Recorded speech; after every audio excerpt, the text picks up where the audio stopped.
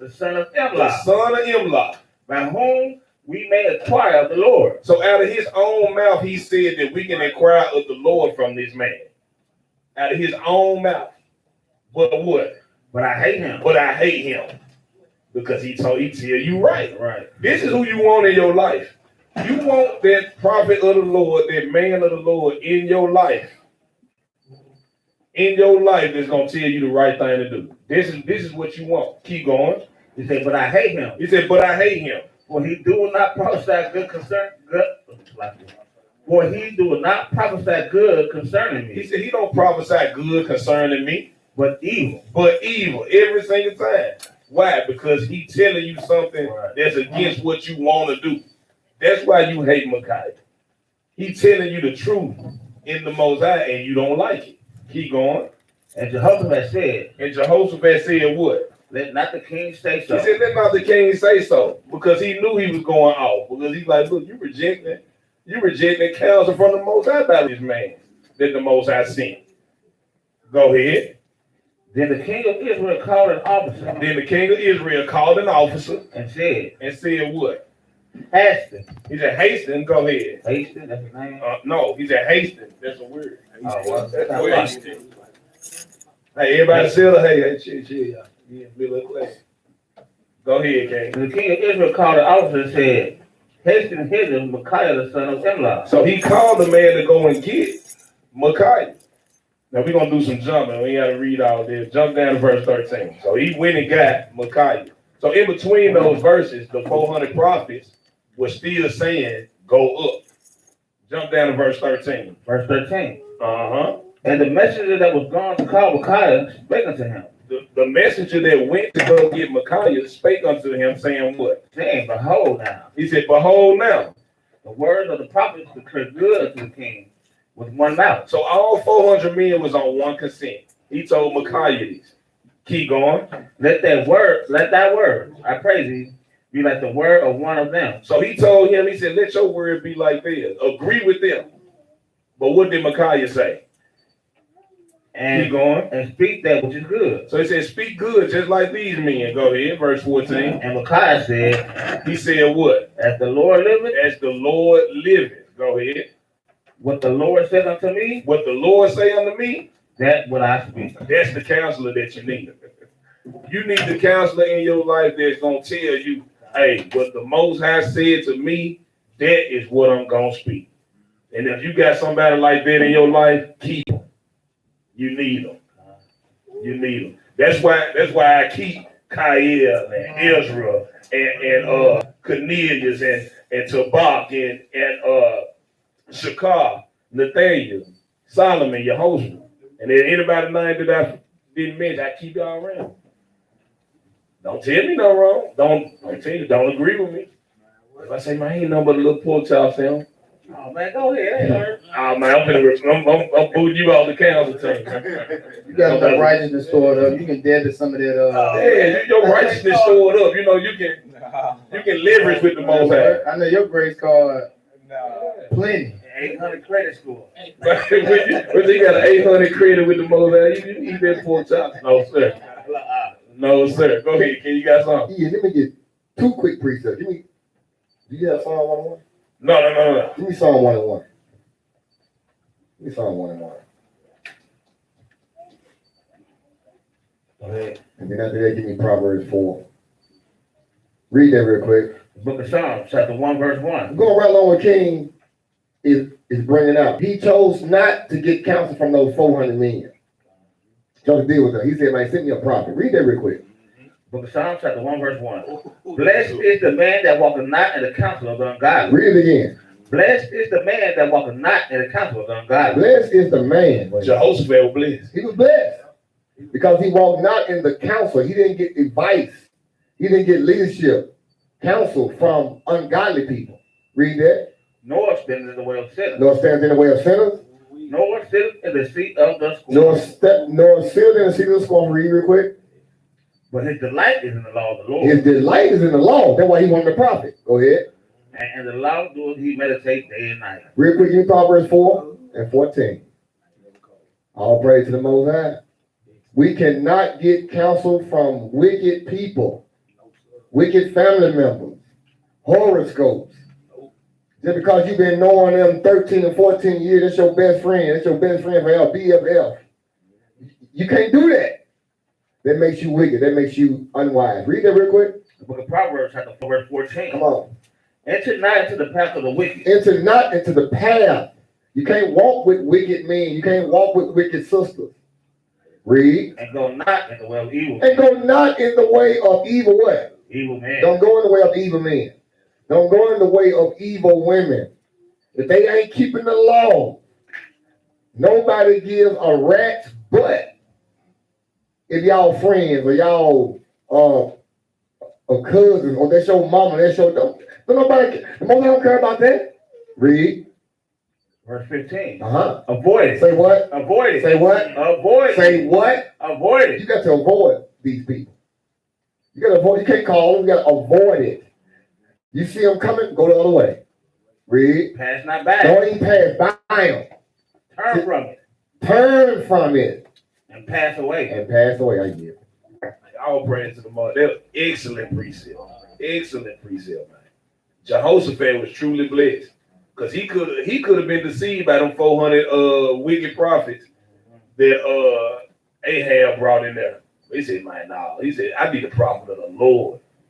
It's just like y'all standing somewhere, you looking for advice, and the person that you talking to bring in TD Jakes and Creflo Dollar and all these other pastors. He bring Joel Osteen and Kenneth Copeland. He blowing the wind of God in there. He said, God gonna blow in all of this. Man, you gotta say, man, send me Kyle in here. Send me Israel up in here, man. I'm not gonna listen to these folks. I can't stand him. Send him. He gonna send me. Man, send them in here. I'm not gonna listen to Kenneth Copeland.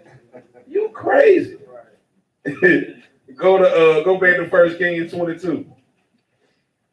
Where do we leave? I read 14 again. The book of 1 Kings, chapter 22, verse 14. Uh-huh. My last slide. No, you all right? I read 2 Kings 22. Uh-huh. And 14. The book of 1 Kings, chapter 22, verse 14. Go ahead. And Micaiah said, And he said, well, because they was trying to get him to agree with those wicked prophets and those wicked counselors. Go ahead. as the Lord liveth, He said, as the Lord liveth, what the Lord said unto me, what the Lord say unto me, that will I speak. that's what I'm going to speak. I'm not going to agree with these folks.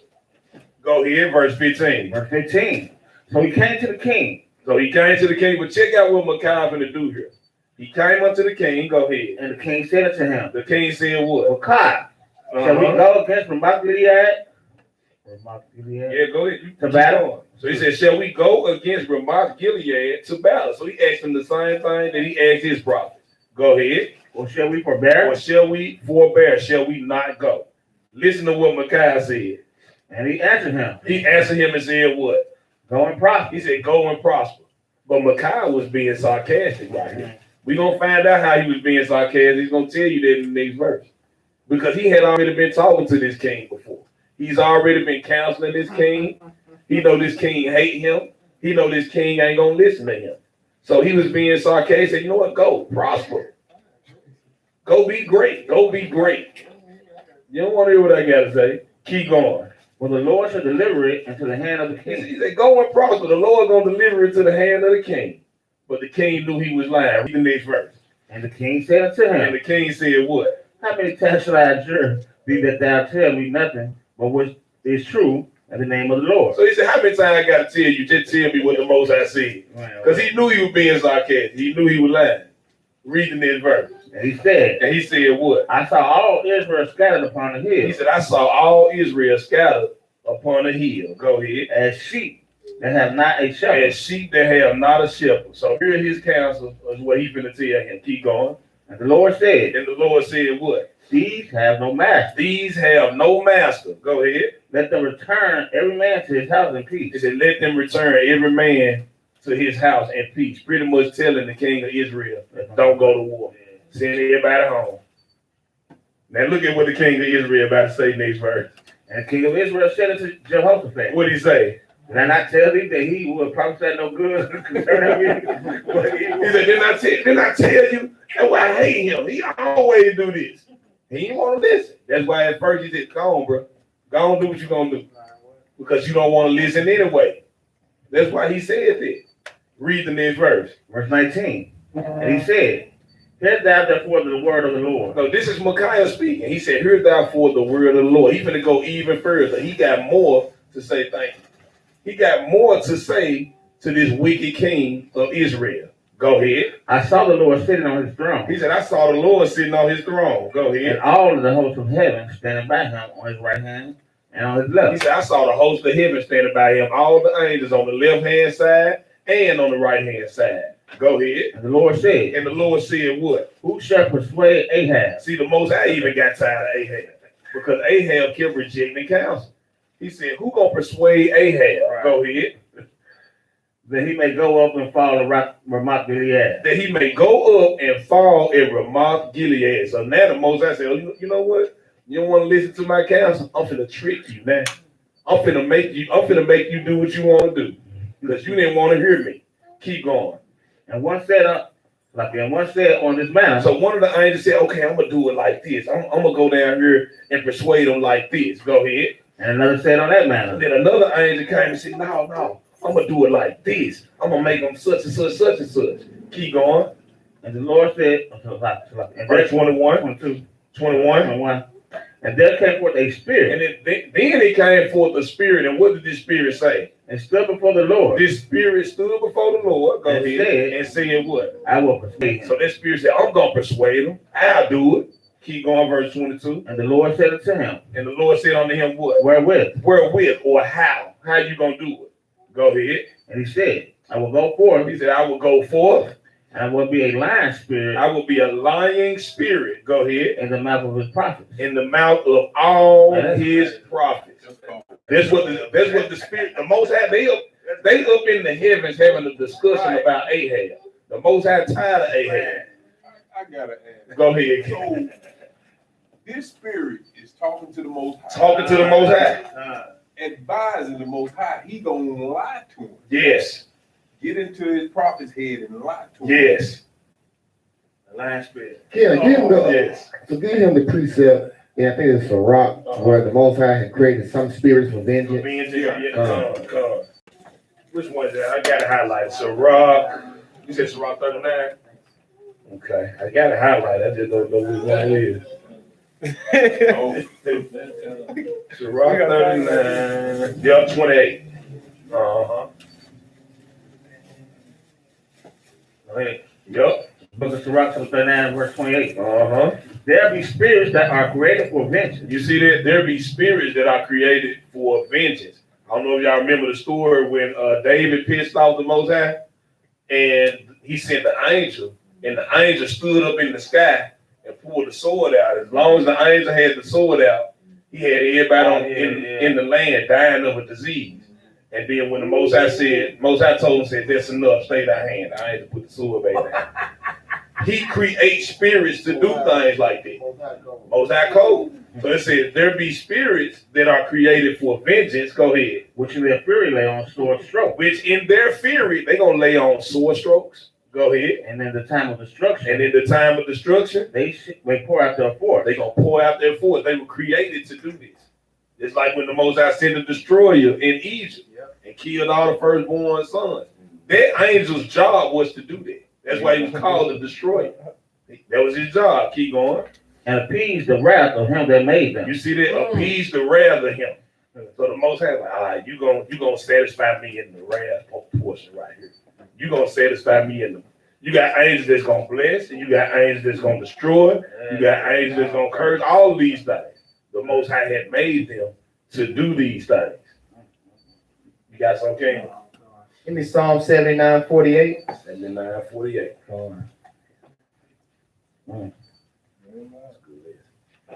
So you say 79? Psalm chapter 79, yep, verse 48.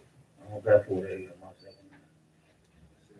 Or go back one, 78, 49. I might be dyslexic. Yeah, that's it. Okay. Yeah. 78, Psalm 49. chapter 78, verse 49. He cast upon them the fierceness of his anger, wrath, and indignation, and trouble by sending evil angels among them. Right. So he casts upon them, right, the fierceness of his anger, wrath, and indignation and trouble by sending what? Evil angels among them. Give me Proverbs 17. All praise. Most I got evil minister, evil angel, right? Even Satan is his angel. That's his devil. That's right. What's that? Proverbs chapter 17. It's been a while since I've been here. Cruel messenger. Oh, okay. Yeah.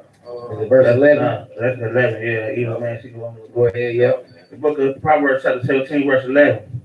An evil man seeks only rebellion. Right. So an evil man seeks only rebellion. Remember, rebellion and stubbornness is as the sin of witchcraft.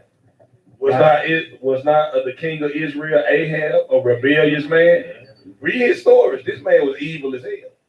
Keep going. Come on. Go ahead. Therefore, a cruel messenger shall be sent against him. There you go. A cruel messenger, an evil angel. What does angel mean? Messenger. Right? Shall be sent against him. All praise, man. The brother's bringing out some excellent stuff, man. Going back. Go ahead, King. It's kind of like the same thing with Judah prayed to the Most High. Did she ask him to make her a good liar? Oh, when she deceived, right, yeah. Come on, same thing. She deceived this, I forget the king's name, but it was, Holofernes, when he was going up against Israel. Okay. But she went down there and she prayed to the Most High that she could, I'm butchering, I'm paraphrasing, but she prayed to the Most High that the man believed her lies. But she went down to deceive him as if she was going to be with him and stuff. So is it safe to say you can deceive your enemy? Oh. I say, ask the Most High. I'll go. Right. Ask the Most High. Right. Well, now you ask me that. But that's a good question because, I mean, as you read the scriptures, as being in the truth, as you read the scriptures, you learn the true character of the Most High. You know his character. You learn what he put up with and what he ain't gonna put up with. Because Abraham lied about his wife. But you have to look at it. Right. Yeah, called it. Now, I think the reason why Judah's statement to the Most High or request of the Most High stood is because she was looking out for the well-being of her people. See, Israel is the apple of the Most High eye. Israel is his inheritance. So it wasn't malicious. Her request wasn't malicious. You have not because you asked, not because you asked amiss, but you may consume upon your own lust. So when it comes toward Israel, the Most High said he'll move heaven and earth. He sent his own son. So if I'm in a situation where I'm dealing with my enemy, either white man, whatever my job, and I lie to him because I want to be with Israel, am I doing wrong? Okay, let me put it to you like this. There's something I did for a couple of y'all that's in here. Like I said, I can't say it on camera. Don't say it. I ain't gonna say it on camera, right? But we know how we do it. You know, if you're looking for a certain, I can't say it. Yeah. But you know what I mean, like with our employer, right? So right. I know. Taking advantage of certain leaves that you may have access. Right. Certain things. Right. It's a thing. Right. Well, I mean, so that's a thin line, right? So we put on a class, I think like a year ago. We was dealing with Egypt on how the Most High brought them out. He said, "Go spoil the Egyptians." You know what spoil means? Go rob them. Now, in our term, robbing is stealing. Or robbing is taking something. Now you better not do that now. Right, don't do that now. We haven't been given that direct. Right. Right. You have to understand. You hear that candle over there? You hear that? You have to understand. I mean, it's even scripture about stealing, about taking if you're hungry. Right. So we have to understand that. I mean, I believe that you will be in the right standing if it's for your people. That's why it don't supposed to be in a mist. It don't supposed to be upon your own lust. You see what I'm saying? It has to be for the betterment of your nation if the Most High upholds it. Because He can do what he wants. Who knows the mind of the Most High? Who can instruct his hand? I say you gotta be real You gotta careful. be mouths, you can say. You gotta be real careful. It's just like in slavery. When we was in slavery, if my slave master came to me and said, "What y'all planting?" We planting this. We planting the leaf. Do you? Hey, we planting the leaf for and we plan on killing you on the way out too. No, you ain't gonna say that. You ain't gonna say that. That's just wise not to say that. That's why the scripture's gonna give you prudence, to understand certain judgment calls. Right, that is fun. Now you could do. Now the Most High may bless you. He might have just gave him his prophecy right on your exit. Now, If you feel compelled to do that. But the situation will determine, and you'll be able to use reasoning through the scripture, right, and discernment on when's the appropriate time, like you said, to conceal a matter if it's for the Most High's will. But that's why even Jehoshaphat said, "Let us inquire of the Lord first." Right. So you want to, do nothing without counsel. Right? That's the first piece he brought out. Do nothing. If you talk about doing anything, y'all don't see our phone. right. Now look, here's your homework. Paul, here's your homework. Write this down. Paul lied to Agrippa. Paul lied to Agrippa. That's a person. But you have to find out the context. Write that down. Right. Write that down. Paul lied to Agrippa. And you'll be very shocked at what he lied to him about. A lot of brothers misuse that precept. They totally misuse that. And like King said, and like both of y'all said, if you do it maliciously, like of your own accord, you're gonna get exposed.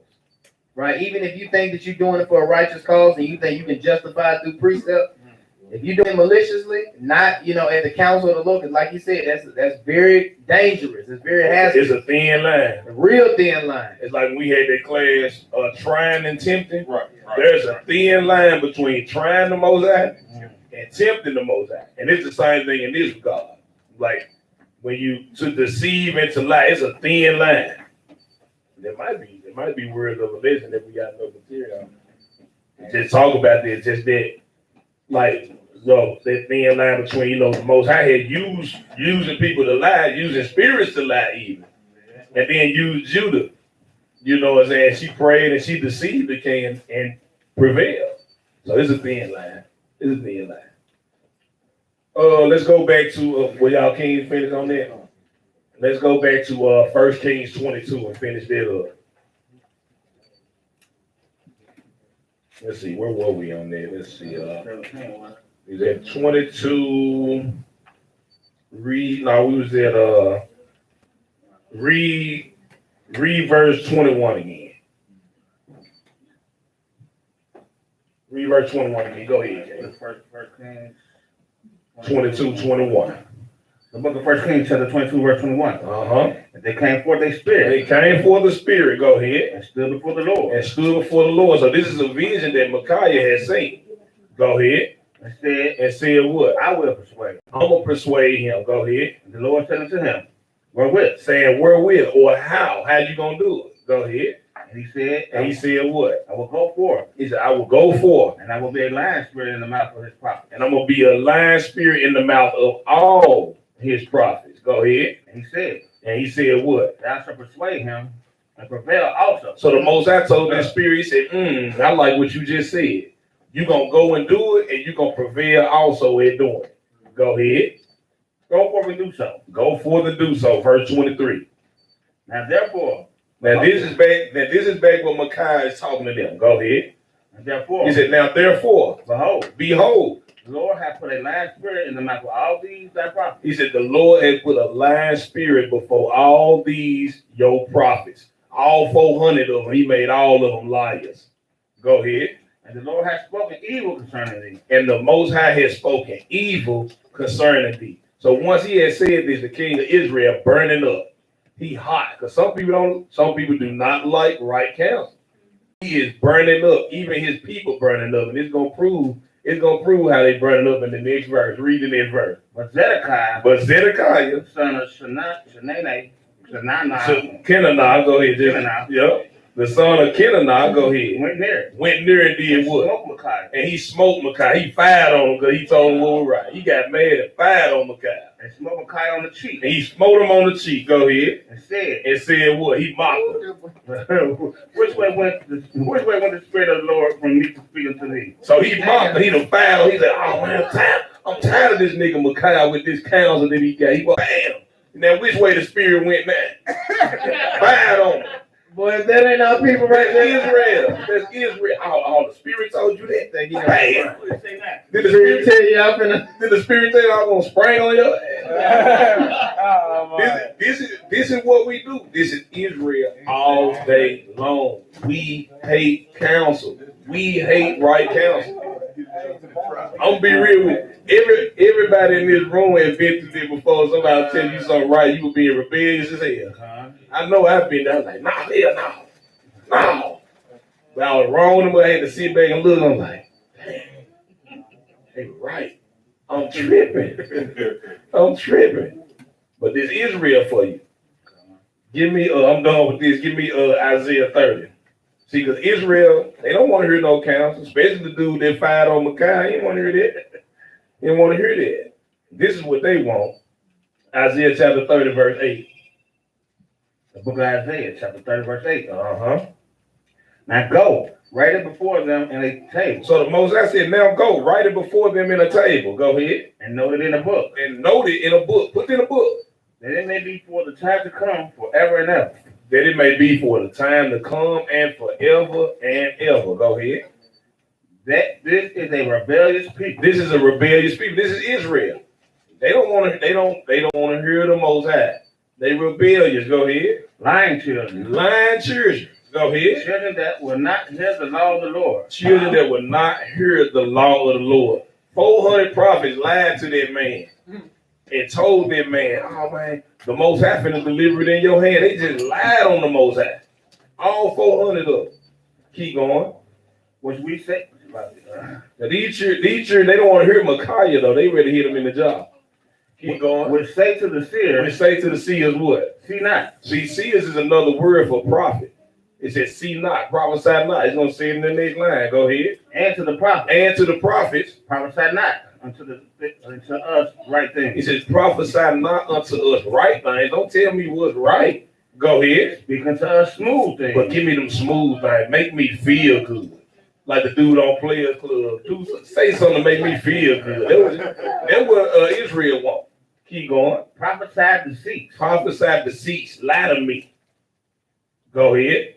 Verse 10. Verse 11. This is what they tell the prophets. This is what Ahab wanted. Go ahead. Get you out of the way. Get out of the way, Micaiah. You always say evil concerning me. Go ahead. Turn aside out the path. Turn aside out the path. Go ahead. Because the Holy One of Israel. Hold up. Take your time. Read that again. Calls the Holy One of Israel to cease from us from before. Like, get the Most High away from me. That's why I got 400 of my own prophets. Get them away. I don't want to hear the prophet of the Lord. But Jehoshaphat wasn't going. You had him messed up. Let's go back to 1 Kings. Go ahead. Get in there. All right. Get Jeremiah chapter 5. That's profound. That's characteristic of our people all day long. Jeremiah chapter 5. Read verse 31. The book of Jeremiah, chapter 5, verse 31. The prophets prophesy falsely, and the priests bear rule by their means. Right, so the prophets prophesy falsely, and the priests bear rule by their means. Right, because of these false prophets. Go ahead. So this wasn't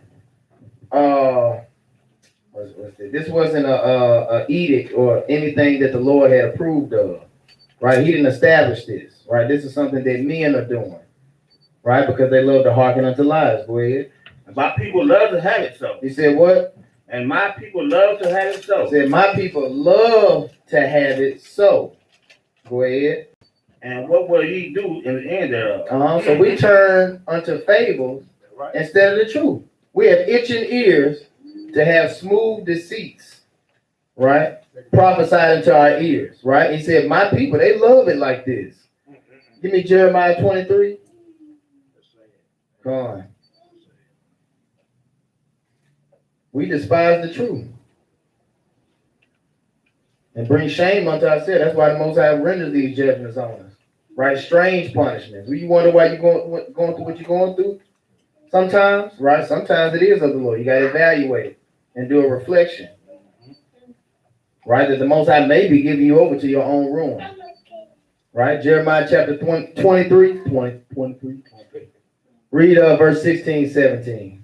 The book of Jeremiah, chapter 23, verse 16. Thus said the Lord of hosts, hearken not unto the words of the prophets that prophesy to you. Hearken not unto the words of the prophets that prophesy unto you. They make you vain. So they make you vain, right? So they have empty sayings, right? They can't profit you or benefit you anything. Go ahead. These modern day pastors, right? You named them TDJs, totally deceiving J's, right? Kept your dollar, Creflo dollar, klepto dollar, right? Joe Osteen, Kendall Cole, all these. Kendall Stoneland. There you go. Kendall Stoneland. I like that one. Go ahead. They speak a vision of their own heart. You see that? They speak a vision of their own heart. Go ahead.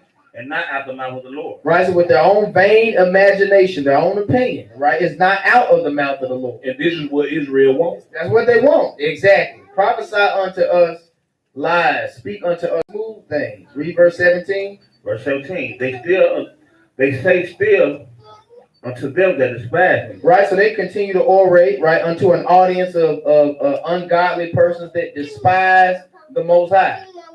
Right, so that's the audience that they have. Right, that's who fills their seats, fills their congregation. Right, especially at this point. Right, so I'm almost getting to the point where Hundreds of people. Hundreds, yep, come out and flock every Sunday, right? And so it's not to the point now where, it says, what's that?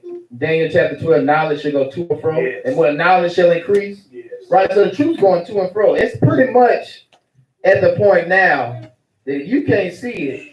It's already been shown to you at some point. Right. Either you saw it on YouTube or you seen some brothers out there prophesying. Right. You ran into somebody. The end is hastening. Right. It's fast approaching. Right.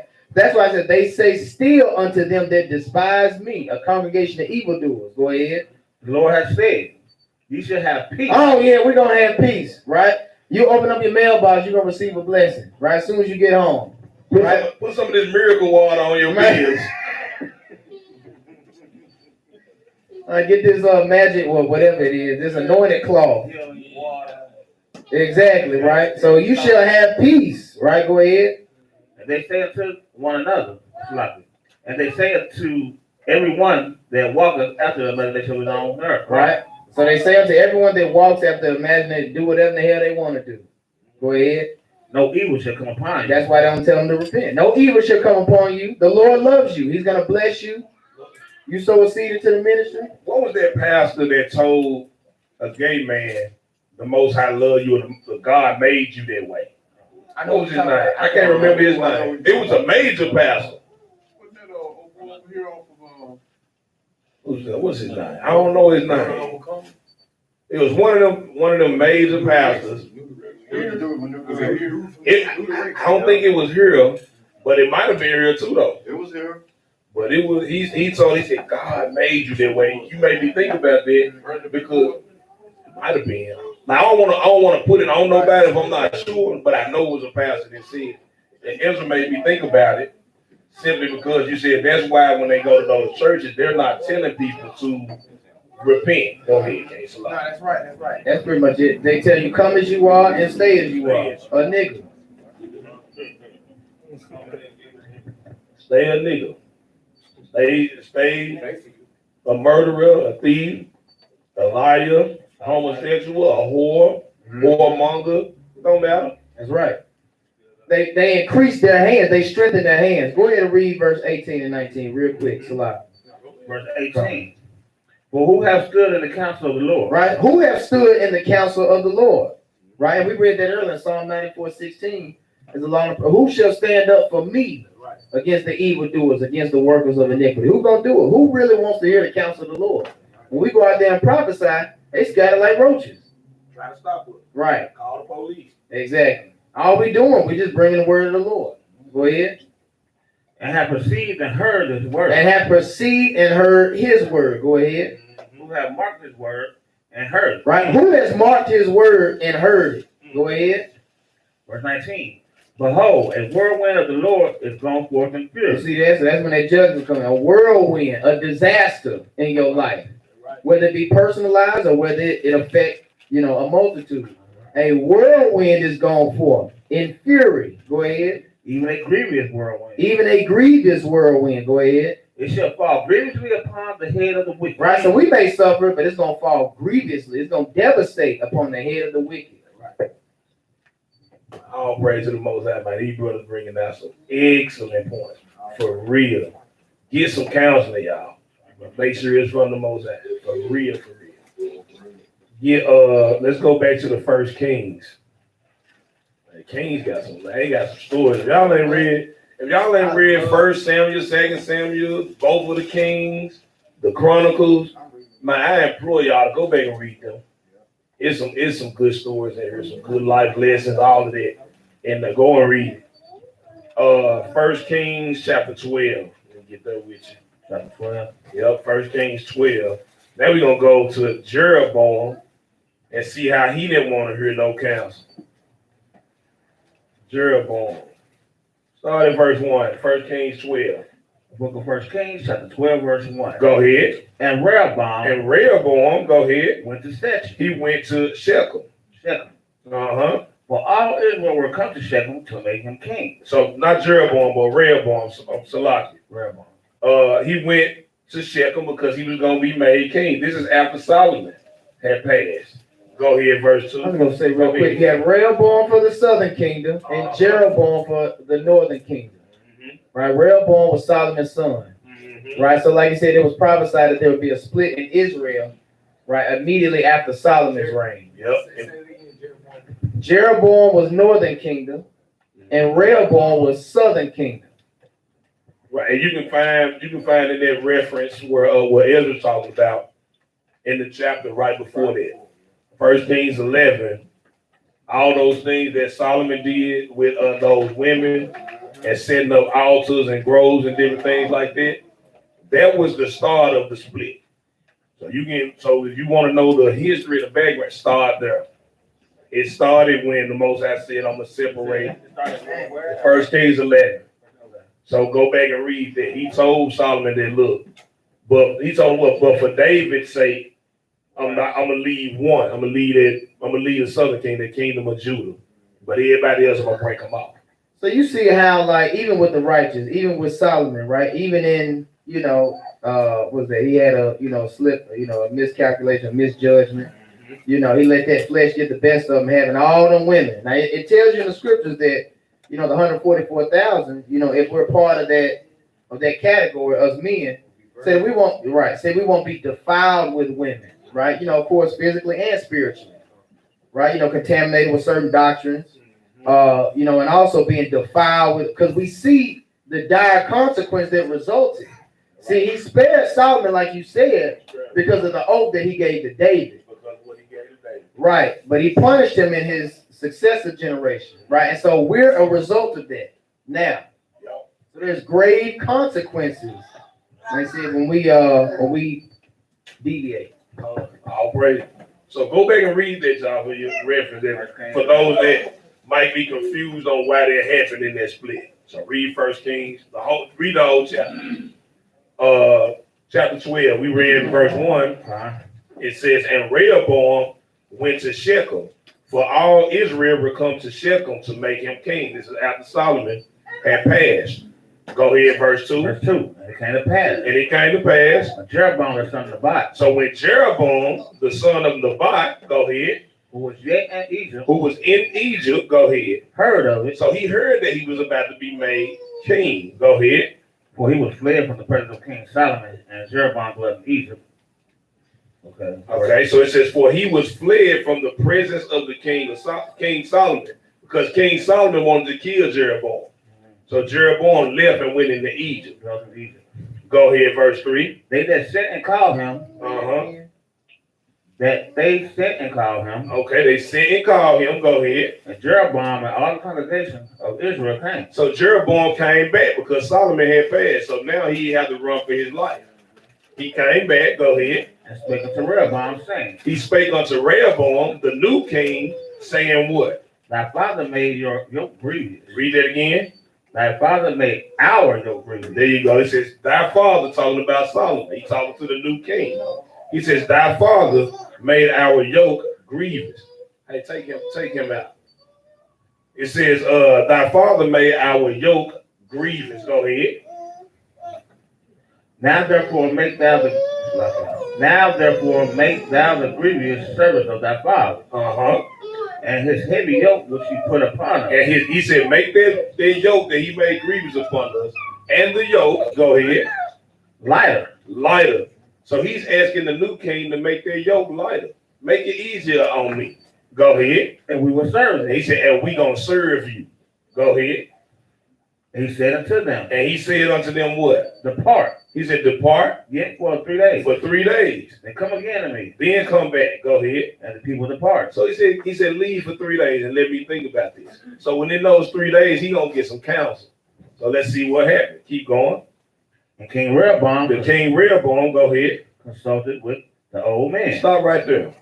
What better advice to get than to get advice or counseling from old men? So he stopped and he consulted with the old men. Go ahead.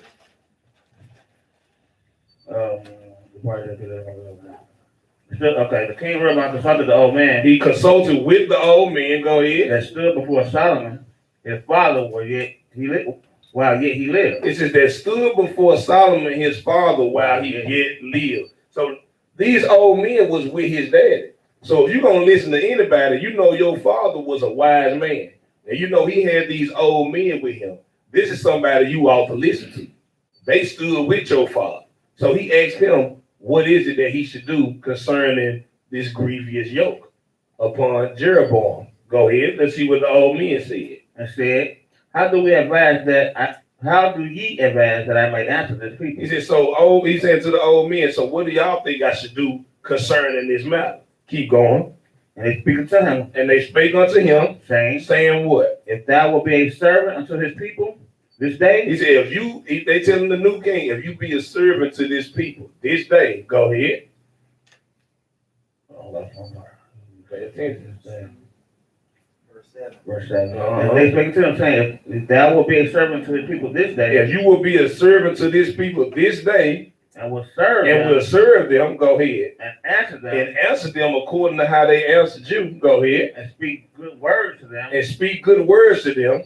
then they will be thy servants forever. So the old men said, if you do what they ask you to do, and you grant them they wish, they gonna serve you forever. So this is wise counsel. He said they gonna be with you forever. All thing you gotta do is do what they ask you to do. That's it. Read the next verse. But he forsook the counsel of the old man. You see that? But he forsook the counsel of the old men. He didn't want to hear that. Go ahead. Which they had given him, Which they had given him. He didn't want to do it. Go ahead. and consulted with the young men that were grown up with him.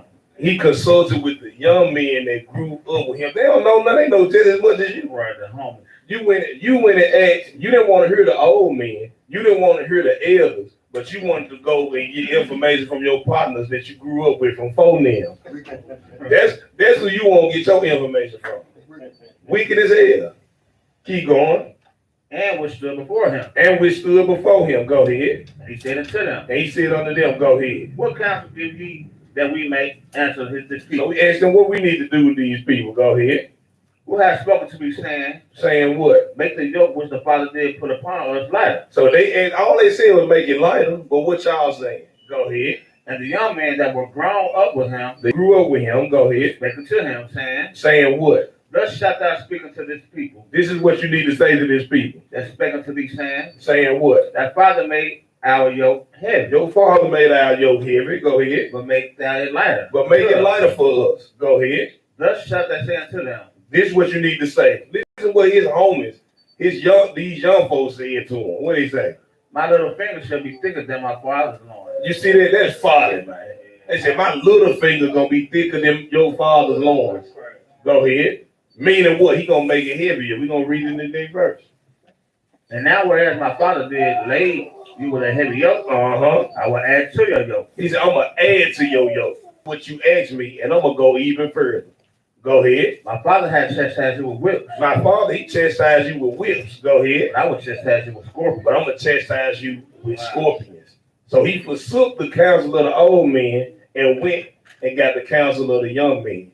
And all of this was adding to that and furthering what that split between the northern kingdom and the southern kingdom because of this evil that he just did and didn't want to take this counsel. Because Rehoboam was an evil man. You mentioned something earlier on how the northern kingdom had that habit of setting up their own type of priest and not listening to the counsel of the Most High, which is sin. And we're going to go and pull it. 1 Kings 13. Flip over the next chapter. And after that, I got one more and I'm yielding. 1 Kings 13. Go all the way down to verse 33. The book of 1 Kings, chapter 13, verse 33. Go ahead. After this thing, Jeroboam returned not unto his evil way. Read that again. After this thing, Jeroboam returned not from his evil way. There you go. It says, after this thing, Jeroboam returned not from his evil way. He continued in his wickedness. Go ahead. But made again of the lowest of the people priests of the high place. You see that? He made the lowest of the people priests of the high places. He went and got base men and made them his counselors. Instead of getting wise counsel from older men, he gonna go get base men. Right. Go ahead. Whosoever would, he consecrated him. He said, whosoever would, he consecrated them and sanctified them. Go ahead. He became one of the priests of the high places. And he became one of the priests of the high places, appointing his own priest and not even inquiring of the Most High. And so what happened because of that thing? And this thing became sin unto the house of Jeroboam. You see that? If you don't hearken to counsel of the Most High, and you go and find the lowest of the people, man, the Bible just said this thing became sin to the house of Jeroboam. Keep going. Even to cut it off. Even to cut off his house. Go ahead. And to destroy it from off the face of the earth. And to destroy it off the face of the earth. So get counsel, but make sure it's of the Most High. Make sure of that. Go on, Ken. Give me a Sirach 47 based on what we just read about Rehoboam. Hearkening unto the counsel of the younger men. Sirach chapter 47. Another record of that. Verse 23.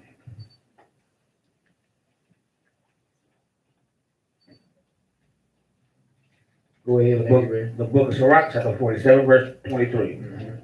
Thus rested Solomon with his fathers, and of his seeds he left behind him Rehoboam. Even the foolishness of the people. Right? Even the foolishness of the people. Right? That was his subject that was under him. Go ahead. And one that had no understanding. Right? So among the young men, right? One that had no understanding, right? Including himself. Right? But this thing was of the Lord. Right? Go ahead. Who turned away the people through his counsel. You see that? Who turned away the people through what? His counsel. Through his counsel. Right? So he wasn't about uniting or bringing them together, but this was of the Lord. Right? That this occurred this way. Right? But we see here that he had no understanding, even the foolishness of the people. Right? He was foolish himself. He said he turned away the people through his counsel. Right? So by his words, right? Called strife, enmity, division, and discord. Go ahead. There was also Jeroboam the son of Nebat, who caused Israel to sin. Right? So we just read about that. He caused Israel to sin, even of the northern kingdom. Go ahead. And showed Ephraim the way of sin. Right? So that's how we parted ways from one another. Give me Sirach 44. Read verse 1. The book of Sirach, chapter 44, verse 1. Let us now praise famous men. Famous men, renowned men. Go ahead. And our fathers that begat us. And our fathers that begot us. Read. The Lord hath brought great glory by them to his great power from the beginning. Right, so the patriarchs, the notable men. Go ahead. such as did bear rule in their kingdom. Such as did bear rule in their kingdom. Go ahead. Men renowned for their power, Uh-huh. giving counsel, Giving what? giving counsel Giving counsel by their understanding by their understanding. and declaring prophecy. And what? And declaring prophecy. We know any prophecy originates from the Lord. Right? Read verse 4. Leaders of the people by their counsels. Leaders of the people by their counsels. Right? So again, by their counsels. Right? So King established earlier what we read in Sirach 37. Prove a counsel. Right? And know what intentions they have when they give their counsel. Right? Is this counsel something that I can, corroborate from what, I can read through scripture? Right? Or are they just counseling me for their own advantage? Right? But these leaders of the people, it's because of the wise counsel that they administer. Go ahead. And giving counsel by their understanding and declaring prophecies.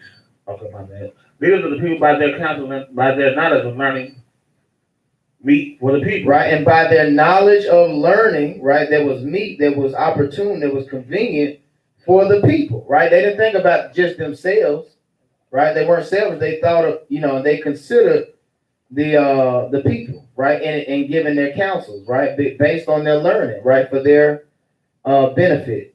Go ahead.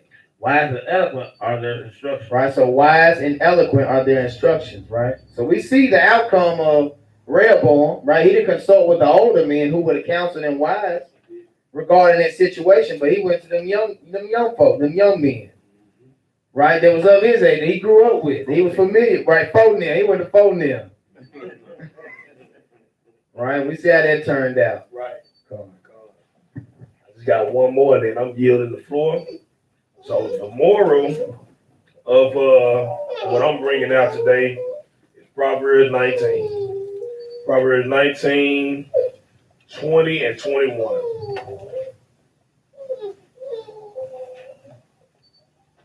The book of Proverbs, chapter 19, verse 20. Uh-huh. Hear counsel It says, hear counsel and receive instruction, and receive instruction. Go ahead. This is what we ought to do. Go ahead. that thou mayest be wise in thy latter end. That's what we want to do. We want to be wise in our latter end. So we hearing counsel, we hearing instruction while we are yet young. But the Most High grant us old age where we can have that gray, hoary head. I ain't got that much hair. You might just see little gray little spots on my head. And then, I might get a little gray in my beard or something. We get that salt and pepper like Cornelius over there. And then get that all salt almost like tobacco over there. But this is what you want. You want to hear instruction, receive it, so you can be wise in your latter end. This is what you want. Keep going. There are many devices in a man's heart. There are many devices in a man's heart. Go ahead. Nevertheless, the counsel of the Lord, the counsel of the Lord, that shall stand. that shall stand. So that's the moral of what I got for today, and I yield. I'm gonna let you jump in, King. This made me think about another precept. Give me Sirach 25. Because all this was profound. Hear counsel, receive instruction, that we may be wise in our latter end. It says there's many devices, right? Many inventions in a man's heart. But nevertheless, it's the counsel of the Lord that's gonna stand. And like you said, that's gonna be the glory of even the hoary head if we, advance in age, if the Most High grace us enough with age. Give me Sirach 25, I believe, start at verse 3. Book of Sirach, chapter 25, verse 3. If thou hast gathered nothing in thy youth, how canst thou find anything in thine age? So that if you gather nothing, instruction or wisdom in your youth, right? How can you find anything in age, right? That's why we approach the older men. They be what? They conscious and seared with an iron. They're stubborn and arrogant in their ways, resisting change. Some old men are not always wise. That's right. Some men are not always wise, right? Like I said in Job 32. Go ahead. Verse 4. Oh, how comely a thing is judgment with gray hair. Right? How comely a thing is judgment, prudence, counsel, wisdom with gray hairs. Read. And for ancient men to know counsel. For ancient men to know counsel. That's an exclamation on that. Right? With emphasis. Read. Oh, how comely is the wisdom of old men, How comely, right? And embracing and inviting and receptive is the wisdom of old men. Go ahead. Needful. Go ahead. and understanding and counsel to men of honor. And understanding and counsel to men of honor. Read. Much experience is the crown of old men. Right? So that's their glory. Much experience is the crown of old men. Right? Much experience. Read. And the fear of God is their glory. There you go. Right? So at the base of it, right, the foundation is that they got to have the fear of the Most High God. That's their glory. Right? So we don't just listen to any and everybody. Right? So that's why even we've been given the power, even though we may be young men. Right? Some of us are, young, in age. We may, confront or encounter somebody that's a little, older, or seasoned, as they say, right? And you can, right word, you can give counsel to them, right? Through the precepts, through the scriptures, right? That's why he said to Timothy to let nobody despise your youth, right? He said, what do you know? You come up to somebody, they might be a deacon, or a minister or a pastor or something like that. What do you know? I know plenty of y'all have encountered this. What Ezra just said, talking to somebody. I've been in the church 35 years. You don't know what I know the Bible. I know what I'm talking about. You'll deal with that. Just because you a young man, they don't want to hear you sometimes. Like we with y'all young man.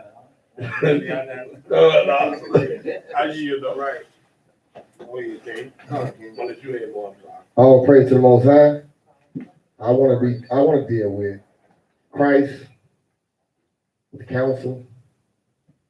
I want to deal with also, brother brought us some major information on counsel. Give me counsel on the screen, or a counselor on the screen. And then after that, give me authority. Give me counsel first, and then authority. The king brought out some major precepts. I hope we were edified. I pray we learned and we wrote these things down. You have to be qualified to be a counselor. You just can't give out information, right? That makes you wicked.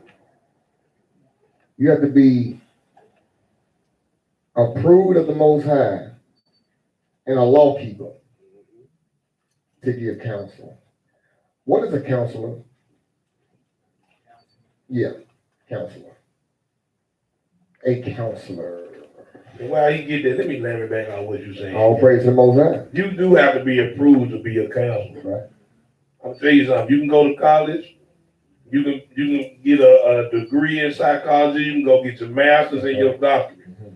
But if you don't counsel according to this word, Right. it's vain. That's right. That's right. That's absolutely right. You got that? Let's see what Definition of counselor, Uh-huh. Oxford, noun. A person trained. A person trained. A person that's trained. Brothers, if you trying to counsel your wife, you got to be what? Trained. That's why I say deal with her according to knowledge. Knowledge. Right. Right. Sisters, if you want to counsel your sister, you have to be trained in that Titus 2 aspect. Just because it say Titus 2 be on hand wrap don't mean you able to give good counsel. Read on. A person trained to give guidance. A person trained to give what? Guidance. Guidance to lead somebody down the right path. That's what King brought out earlier. Read. On personal, Social. You can counsel somebody on personal situations, social situations, come on. or psychological problem. Or psychological problem. This is good counsel. Go ahead. Is it on there? That's it on that. Give me authority. Now that we know what counselor is, the definition for counselor, and one has to be trained in the law to be an effective counselor, let's get authority. Because a counselor has a certain amount of authority. That's why the person is coming to them for counsel. Because they see the authority. Then you referring to what we read the other night. Right. All right. I mean, even if you got a doctor can be considered a counselor in the line of what? medicine, health. And you have your own personal doctor. You have your own personal doctor because you trust his what? His counsel. A lawyer can be considered a counselor. One that can counsel you and guide you in the ways of the law. A certain charge you might have. Because of their expertise. Because of their expertise, they've been trained in that regard. Go ahead. All right. Definition of authority. Merriam-Webster. Merriam-Webster.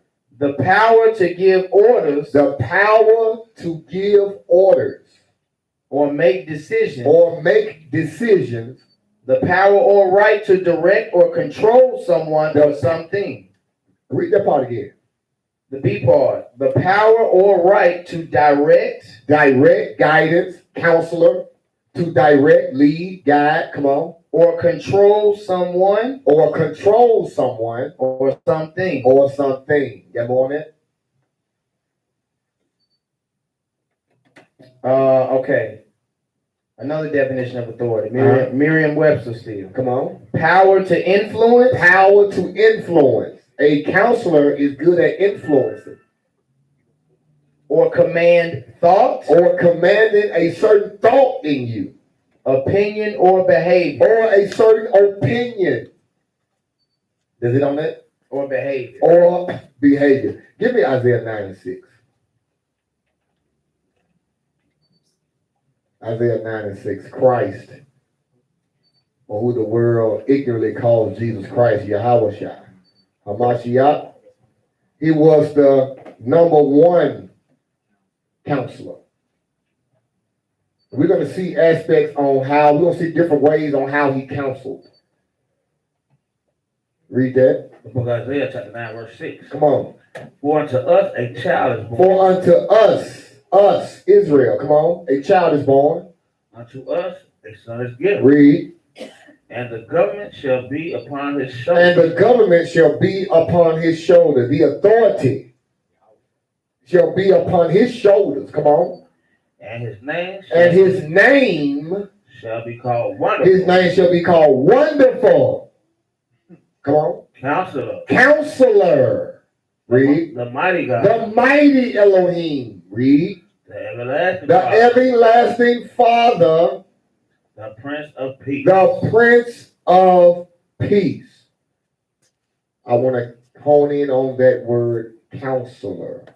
Counselor. Give me Isaiah 11, verse 1. Let me get that with you. Isaiah 11 and 1. Counselor. The book of Isaiah, chapter 11, verse 1. Read on. And there shall come forth a rod out of the stem of Jesse. And there shall come forth a rod out of the stem of Jesse. And a branch shall grow out of his roots. And a branch shall grow out of his roots. Jesse was the father of kings. Noah. I mean, not No. Give me Obadiah. Jesse was the father of who? Obadiah. Somebody help him out. Jesse was the father of who? It says, and there shall come forth a rod out of the stem of Jesse. Hold on. Who? Say it again. David, that's the good answer. Read it again, verse 1 again. David was the father. David was the son of Jesse. Jesse is the father of David. Come on.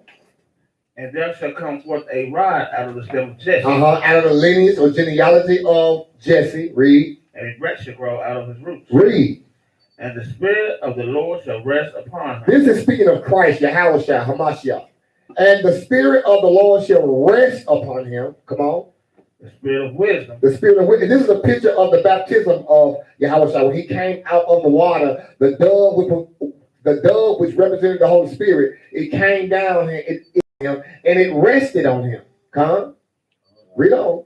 The Spirit of wisdom. The Spirit of wisdom. He's the counselor. He has the Spirit of wisdom. Come on. And understanding. Remember that word understanding. Keep reading. The Spirit of counsel. The Spirit of counsel. Read. And might. And might. The Spirit of knowledge. Read. And the fear of the Lord. And the fear of the Most High. Keep reading. And shall make him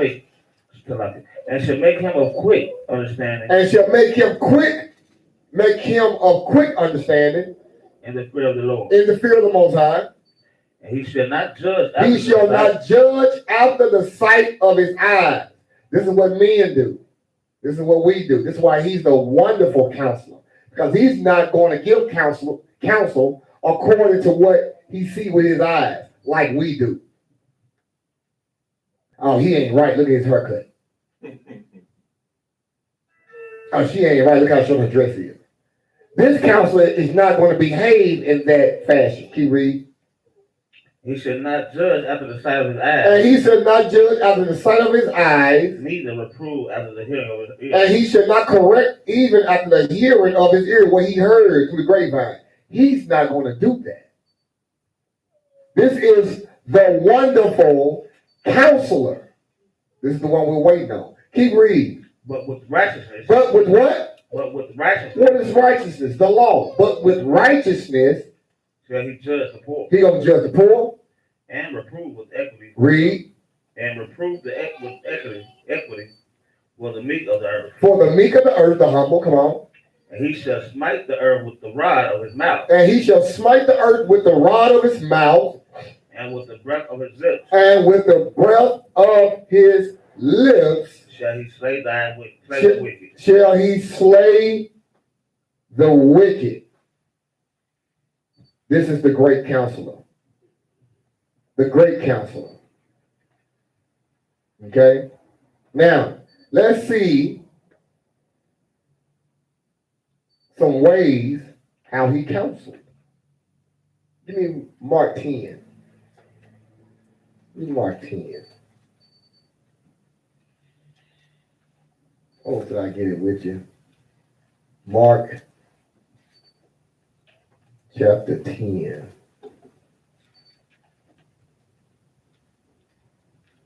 Receive counsel. And King broke it down very good. I don't have to go that route. He showed us how we should get counsel, who we should get counsel, who should be qualified to give counsel. Matter of fact, don't go to Mark 10. Hold Mark 10, give me Isaiah 45 and 17. Real quick. Because we were speaking about righteousness. You can't be in your house giving counsel to nobody and you ain't been qualified to do so. You need to hush. You need to come and get counsel. Sirach 45:17. Read that real quick. Book of Sirach, chapter 45, verse 17. Come on.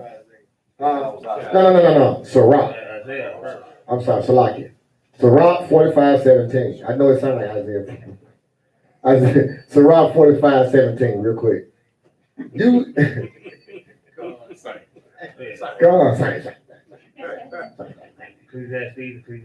Come on. Book of Sirach, chapter 45, verse 17. Read. He gave unto him his commandments. He gave unto him, this is Jacob, his commandments. And authority. And what? And authority. And what? And authority. And authority. And the statute of his judgment. Uh-huh. That he should teach Jacob. That he should teach Jacob. That he should counsel Jacob. That he should lead Jacob. Read. The testimonies. The testimonies. And inform Israel in his laws. And to what? And to inform Israel in his laws. You have to counsel in the laws of the Most High. You have to inform in the laws. If you just run in your mouth, you need to shut the hell up. And go for the kings and the queens. If you ain't informing, you ain't counseling nobody and leading nobody in the law, shut the hell up. Get Sirach 10:21. We brought this out Wednesday night.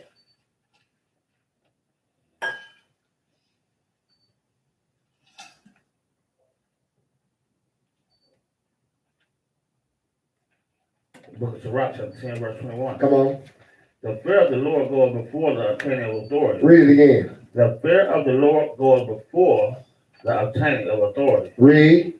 But roughness and pride is losing thereof. Now, I just want to focus in on obtaining of authority. In order to get that authority, you must do what? Fear the Most High. But roughness, what a real bone had, a real bone, But roughness and pride is the what? Losing thereof. Now give me Mark 10. Let's see how Christ counseled our king, our general, our leader.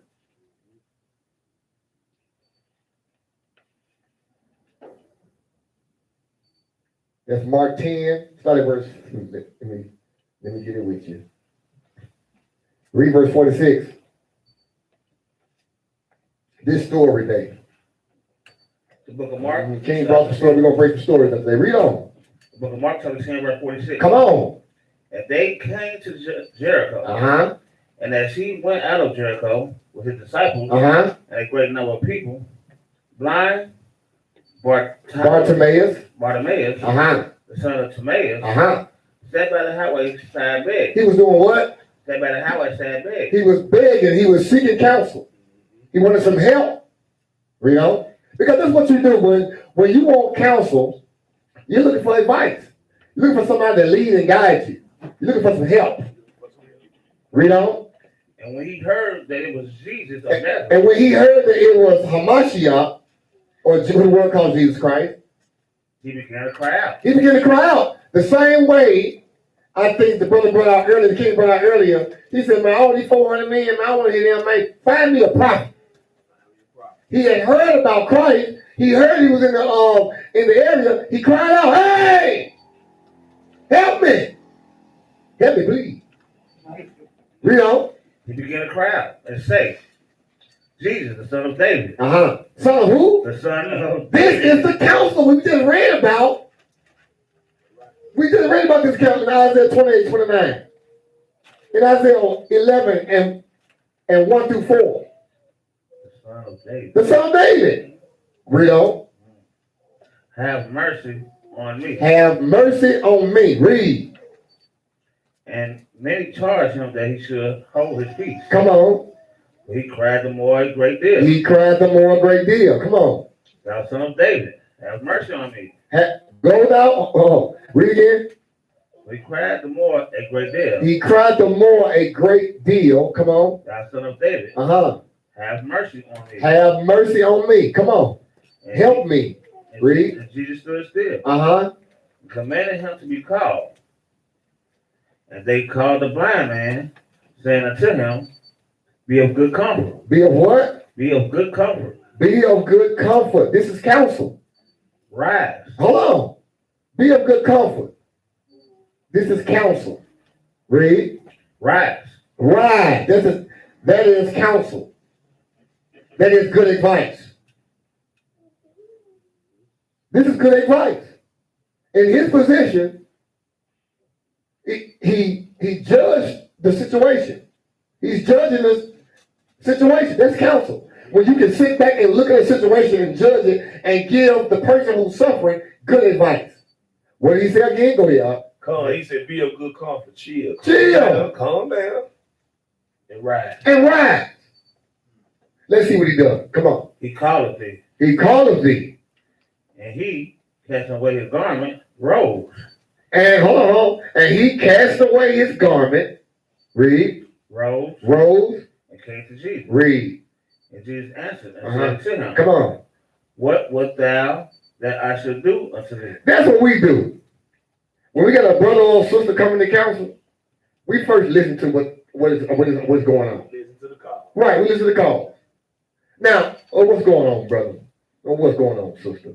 He says, what wilt thou that I should do unto thee? What's going on? Read.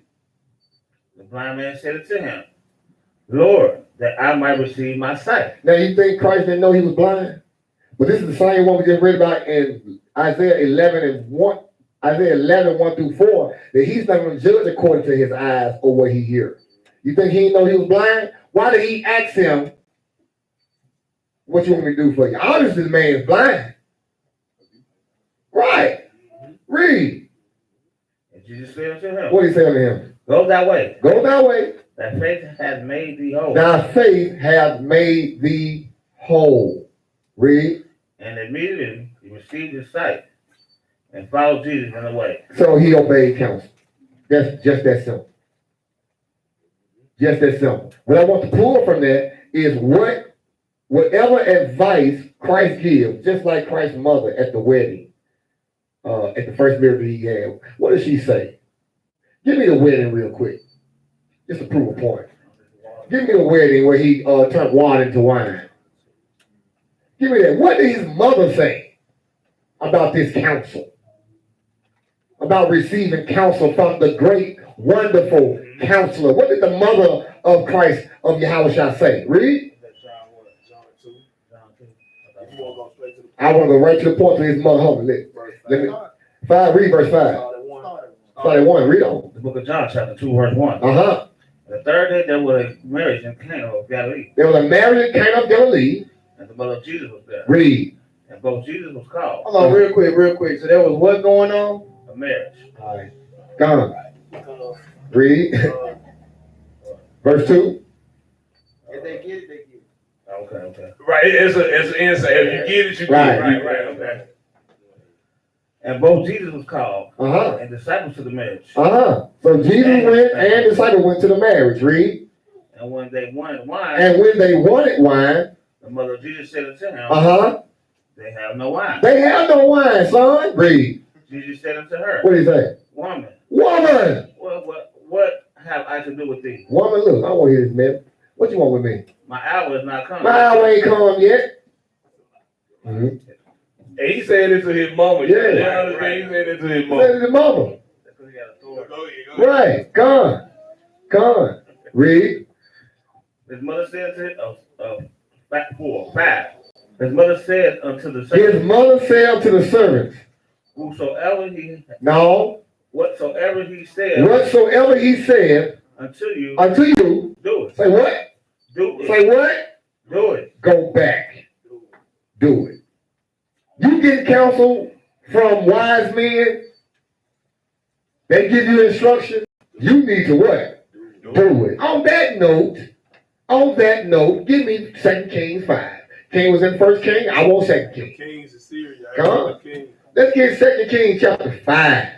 Whatever this man says, do it. Do it.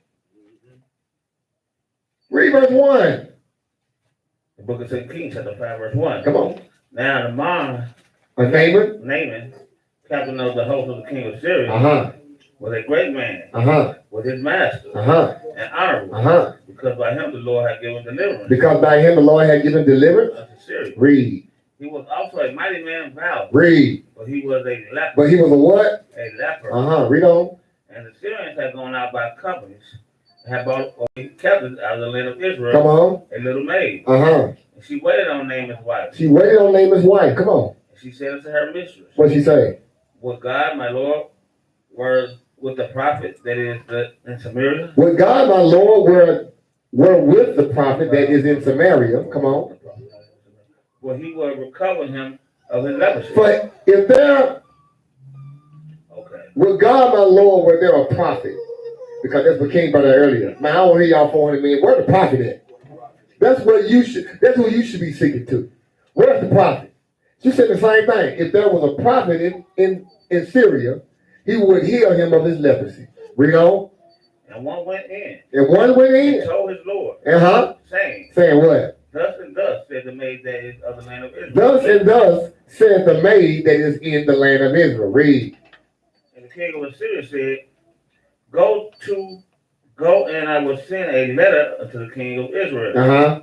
And he departed and took with him 10 talents of silver. Come on. And 6,000 pieces of gold. Come on. And 10 changes of raiment. Oh, he got some money for it. I'm telling you. Read on.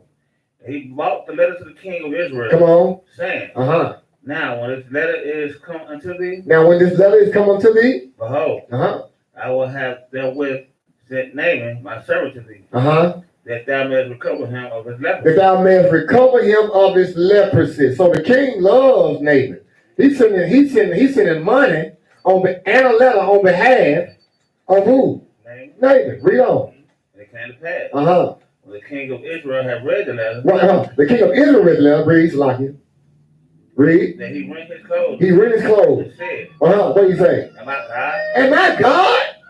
I can't cure this man of his leprosy. Read. To kill and make alive? Uh-huh. If this man do sin unto me and recover a man of leprosy, Come on.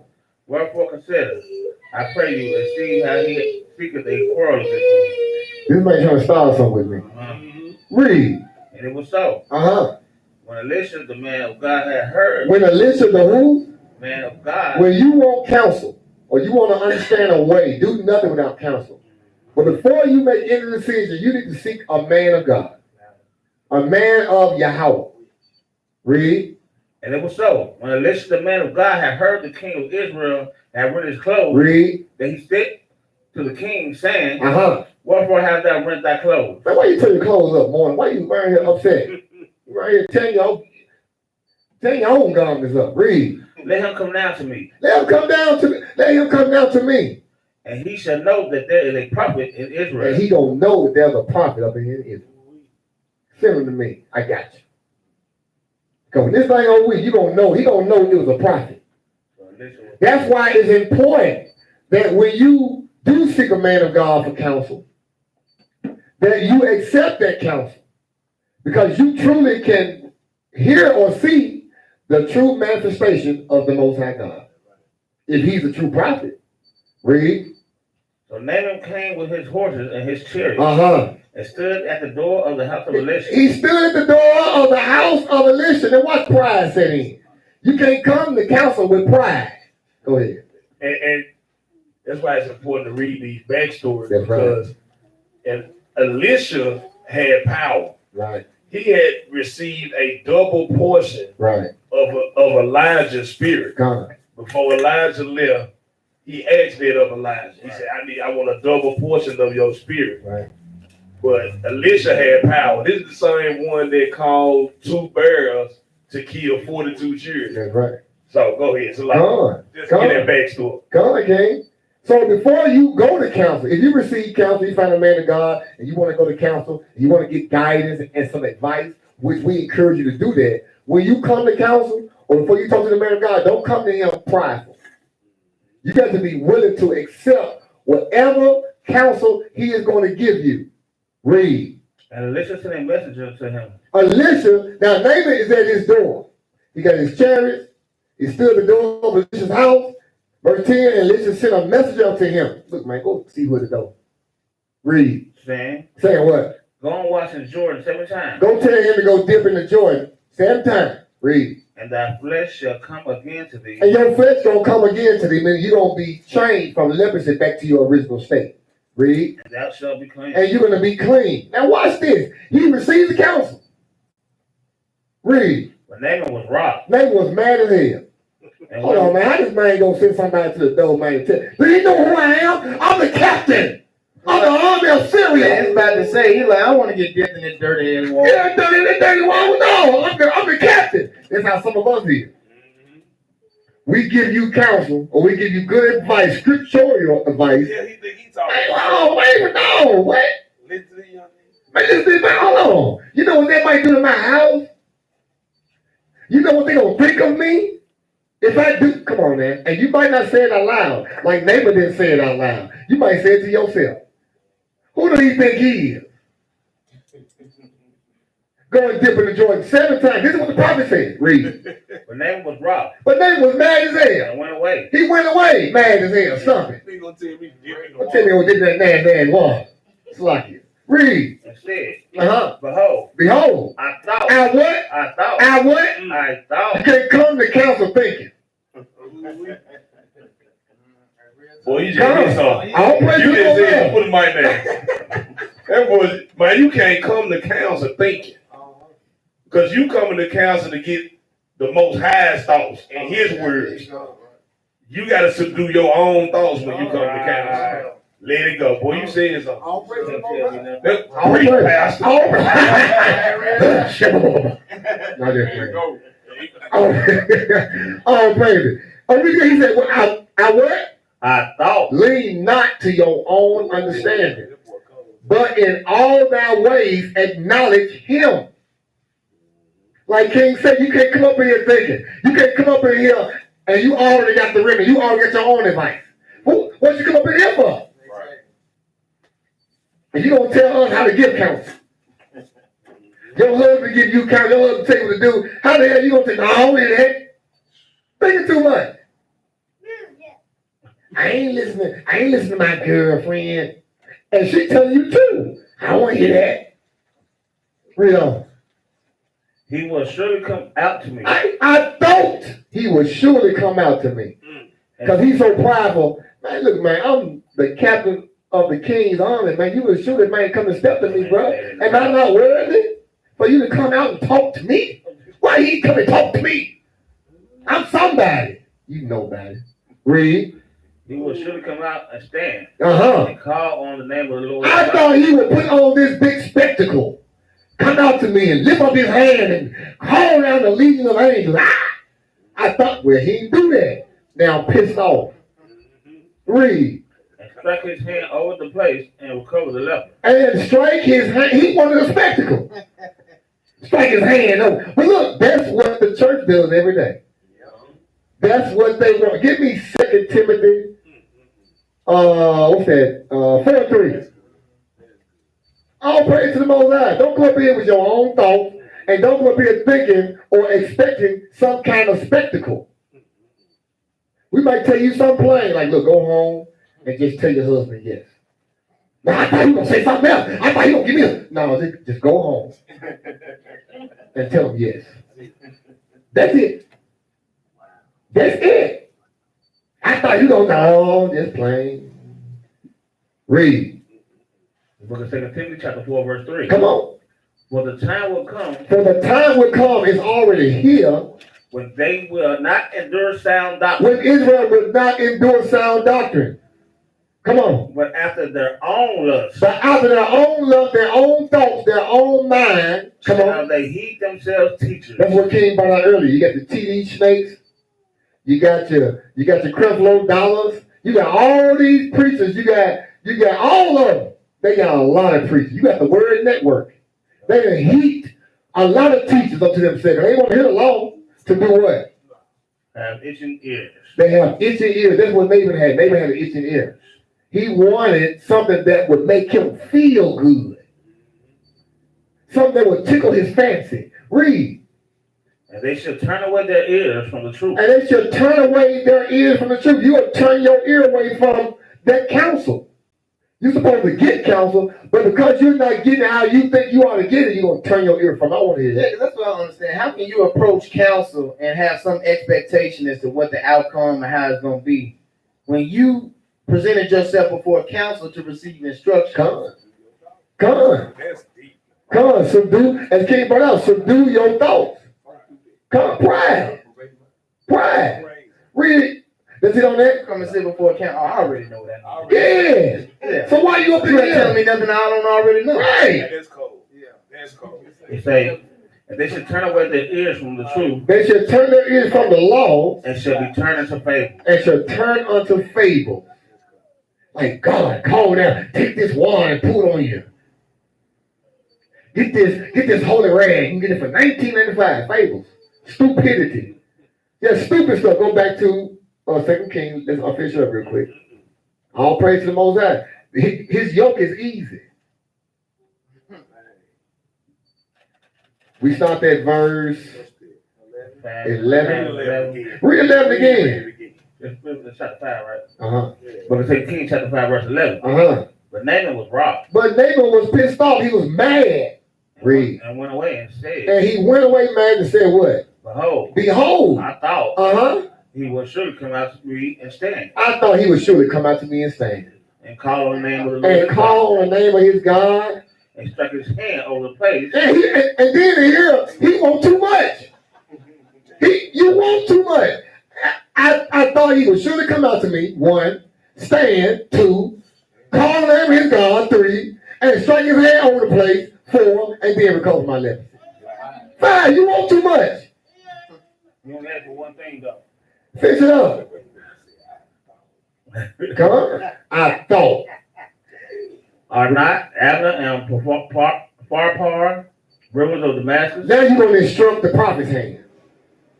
Like S. Brown. Now you're going to instruct. You already come to counsel. You need some help. You need some advice. You need some guidance. But you get here and you trying to instruct the hand of the prophet. Trying to counsel the You counsel. trying to counsel the counselor. You trying to counsel the. It don't work like that. This is how you ought to help my situation. Right. Let me tell you how you supposed to do it. Right. If you got the answer, man, Come on. this man just said, can you bring out some heavy stuff? All praise to the Most High. This man just said, are not Abner and Farpar? Come on now. All praise. Read verse 12 again. Go ahead and tell me what I already know. Yeah. Yeah, tell me what I already know, man. Because you said that, but you should have did like this. Read. Are not Abner and Parpar rivers of Damascus Uh-huh. better than all the waters of Israel? Man, ain't Abner and Farah rivers of Damascus better than all the waters of Israel? You really don't want no healing. You want to come up here and debate. You really don't want no healing. You want to come up here and debate. You want to come up in here and debate. That's what sisters do with their husband. You asking your husband for something, but he give you the answer, Bring it out. and you say, no, baby, you should think, no. Bring it out. This is what I said. He was of another nation, right? Come. Syrian. Come. Right, so that's just like what they say about us. Y'all, the Israelites? Come. Okay. The word of God coming through you? Oh, okay. Come on. That's when we brought out the definition for counsel and authority. This man is literally an authority. But you're going to tell the man with authority how he should counsel you. That's cold. That's cold and that's sad. Read. I'm going to read this one top. Are not Abner and Parpar rivers of Damascus better than all the waters of Israel? Read. May I not washing them? Man, I'm not watching them. Come on, baby. Let's do it like this. No, let's not do it like this. This go for all Israel. Men, brothers, the same way. His instruction was go wash in Jordan 7 times. Simple. That was it. It was short and sweet. And then he sent his messenger. Like, I mean, ain't no big deal. You want to heal it? Okay. Do this. Go dip 7 times. Oh, what? No. It's read. You say, may I not wash them and be clean? Man, I'm not washing in them. I don't want to wash in the Jordan. It's nasty. It's better rivers in Israel than Jordan. Why I gotta do that? Why do I have to? Why not to do that? You won't say, don't you? Read. So he turned and went away in rage. He's still mad. Reject the counsel. Read. And his servants came near, Now watch this. expecting to him. Now people can always see a little bit better on the outside looking in. Right. They on the outside looking in, watching this big bro. He mad, he pissed off. They didn't heard the conversation between him and Alicia. He told him go dip 7 times. They seen him when he went off pissed off. He seen when they made his request. The servant seen all this. Read. He said, his servants came there expecting to him and said, Read. my father, If if the prophet had bid thee to do some great things, the prophet had bid thee to do some great thing, wouldst thou not have done it? What if he would have bid you to come out from his front door and gave you the way you wanted to go and just lift up his hand and fire came down from heaven and it lift you up in glory. Ooh. When you have done that, but answer my question. If it was great, would you have done it if he told you something great to do? So then you would have responded, you would have taken action, you would have done it, you would have obeyed. Right. They're pretty much saying you stupid. You stupid. Read. How much rather than when he said to thee, wash and be clean? just simple, go wash and be clean. You stupid. You stupid. Now watch this.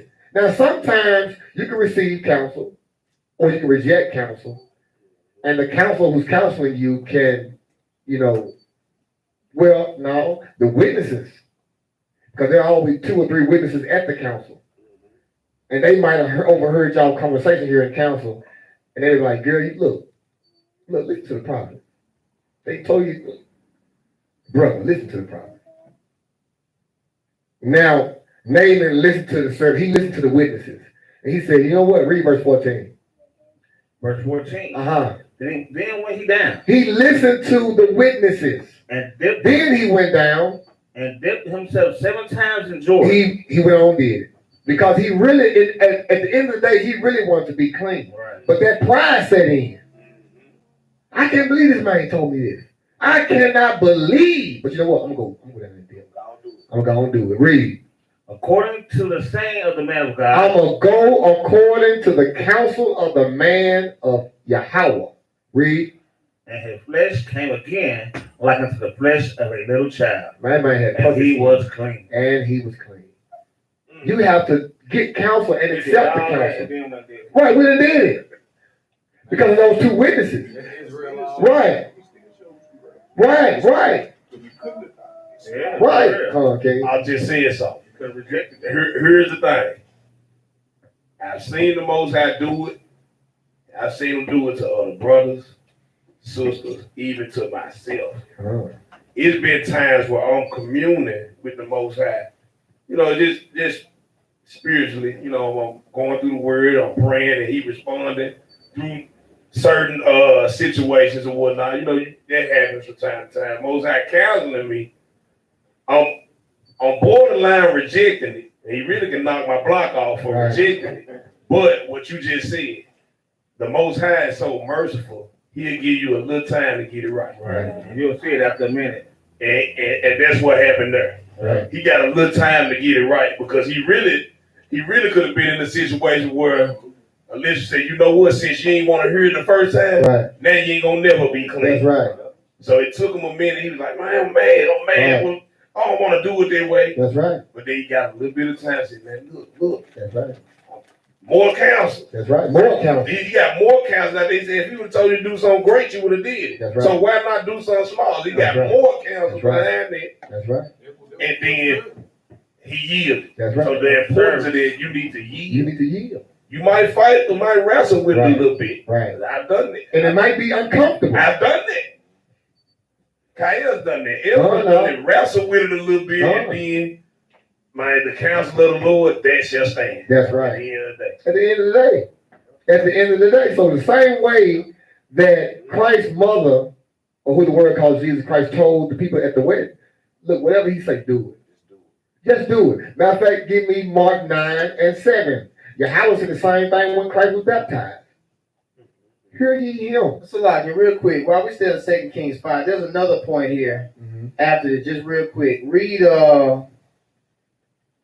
let's see, return to, where we stop at? 14. All right, read verse 15. 2 Kings 5:15. 2 Kings? Yep. Right where you at, yeah. Yeah, go back to that. It's a lot. 2 Kings chapter 5 verse. I hope any pastors listen, that will listen. Right. I mean, so you put in a good point because that goes right back to Elisha saying, hey, send him down to me because he don't know that there's a power down here. Go ahead. This book of 2 Kings chapter 5 verse 15. Read. And he returned to the man of God, and he and all his company, and came and stood before him. And he said, behold, now I know that there is no God in all the earth, but in Israel. Go ahead. Now therefore, I pray thee, Here you go. take a blessing of thy servant. Right, so Naaman wanted to compensate him. Take a blessing of your servant. Right, for your service. Right, for you being a prophet and you giving me the remedy of the cure. That was his perspective. Right, and so just like keep in mind where it talks also in Micah chapter 3 about how and 11 how they teach for reward. Right. They teach for hire. Right, talking about these priests. Right. Go ahead, read verse 16. Verse 16. But he said, as the Lord liveth, before whom I stand, I will receive none. And with what? I will receive none. Right? He didn't receive no tithes. You heard that, pal? I will receive none. Go ahead. And he urged him to take it, All right, so surely he'll take it now. Okay, yeah, boy. I mean, if you insist. but he refused. He refused. Come on. That's why when we go out there, we prophesy. You don't see us out there with buckets That's trying right. to collect money. That's right. That's right. That's not the goal. It's giving counsel. When we out there, we're giving counsel. Right. We are giving advice. We're trying to lead and guide our people. We're trying to find the lost sheep. Your house is the same thing. Give me Mark 9:7. You have to hear the prophet. You have to hear the counselor. You have to hear him. Hear it and do it. Mark 9:7. It's the book of Mark, chapter 9, verse 7. Uh-huh. And there was a cloud that overshadowed them, Uh-huh. and a voice came Well, out this of is the not cloud. when he was baptized. This is when it was the the transfiguration. Right. He said that there was a cloud that overshadowed them. Come on. And a voice came out of the cloud. Yahweh came out of the cloud. A voice came out of the cloud saying what? This is my new, this is my beloved son. This is my beloved son. Hear him. Hear him. Hear him. He's the wonderful counselor. We must hear him. We must hear him and do what he said. Let's get another instance of counsel. Give me John 21. Let's get another instance of counsel. I'm almost done. Let's get another instance of counsel.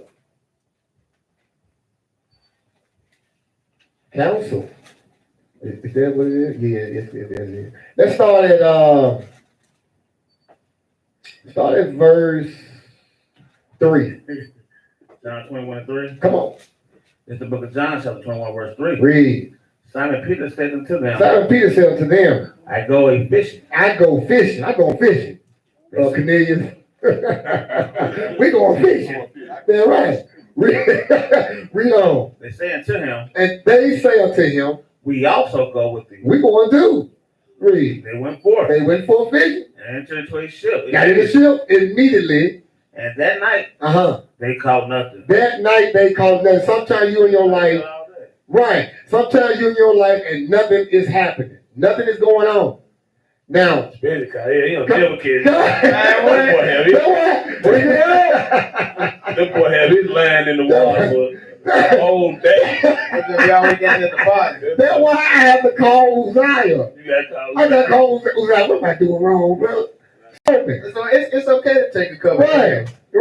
But look, but one of these things, I'm gonna get a load. Come on. Now, sometimes you don't have to go to counsel. Counsel will come to you. It will come right to you. Come on. Read it again. Simon Peter said to him, I go fishing. They said to him, we also go fishing with thee. They went forth and entered into a ship immediately. And that night, what? They caught nothing. They ain't catch nothing. They ain't catch no fish. They went fishing. They ain't catch nothing. Watch this. Read. But when the morning was now But come, when the morning was now come, Jesus stood on the shore. Yahweh Christ, the word called Jesus Christ, stood on the shore while they was in the boat over there. But the disciples knew not that it was Jesus. But the disciples didn't know that it was Yahweh Christ. Read. And Jesus said unto What them, did he say? children, have you any meat? He yelling from the bank of the river, children, y'all catching the thing? You got any meat? Man, who is that? Who is that over there? Who is that? Read. They answered him, no. No, we ain't got nothing. Because they was in business. This fishing was their profession. Read. And he said unto them, He said unto them, cast the net on the right side of the cast it, this counsel, cast the net on the right side. They must be on the left side. Cast the net on the right side. So sometimes the public can see, you know what I'm saying? Most times I say, I send you pastors. According to my own heart, that shall feed you with knowledge and with understanding. So we see what's going on in your life. And we might say, stop dealing with the left side of life. Go to the right side of life. Right, do that. Yeah, pivot this way. Right. Pivot this way. So sometimes you don't have to come to the school for counsel. Sometimes we can see your life and see what's going on in your life and might give you a call. Is everything all right? Well, yeah, man, I'm trying to find this job and these folks ain't called me back yet. Well, what you going down in the what you call it? They might have some hiring going on. I don't want to go there. And then you don't do it, you was Ain't done. such and such a better place. Right. I thought he was told me to go to FedEx. But he told me to go to McDonald's. Ain't that not a blip? Read on. All praise. Verse 6. They cast therefore, and now He says, cast the net on the right side of the ship. He yelling from the shore. Read. and ye shall find. And you're going to find some fish. They ain't know it was right. Cast it on the right side. And you're going to find some fish. Read. They cast therefore. And I be out there fishing sometimes. I be hoping the Most High speak to me. Say, okay, move from this spot and go there by that tree over there. You're going to find some fish. He ain't did it yet. I mean, let me say something. You better be glad nobody came up to you, might pack it up and go home. Come on, King. Come on, King. Come on, King. Hey, Moses, I might be trying to test your patience. Come on, King. King. All praise. All praise. Cast the net on the right side of the ship, and you're going to find some fish. Read. They cast therefore, They cast, therefore. and now they were not able to draw it up from the multitude of fish. They cast, therefore, and now they were not able to draw it for the multitude of fish. Too many fish. They obeyed the counsel. Read verse 7.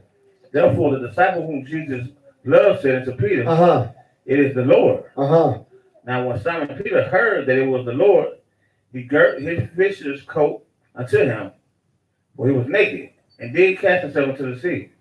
Now, hold on. It was another. He wasn't literally naked either, y'all. He wasn't literally like butt naked on the ship with his brothers. That some people are perverted. I just want to put it out there. Come on. Read it again. 7. Therefore, that disciple whom Jesus loved said unto Peter, It is the Lord. Now, when Simon Peter heard that it was the Lord, he girt up his father's coat unto him, for he was naked. Read. And did cast himself into the sea. He cast himself into the sea. So he wasn't properly equipped for the occasion. Right. Read.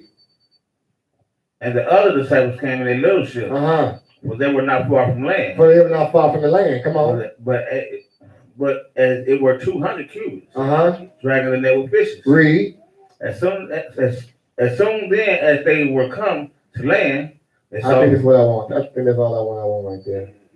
Because it was another precept. Yeah, they was like, man, how you gonna tell us, man, about this fish? We've been here all day. Yeah. What's that? We've been here all day. Ain't nothing. And we ain't called nothing. Yeah, that's the one I want right there.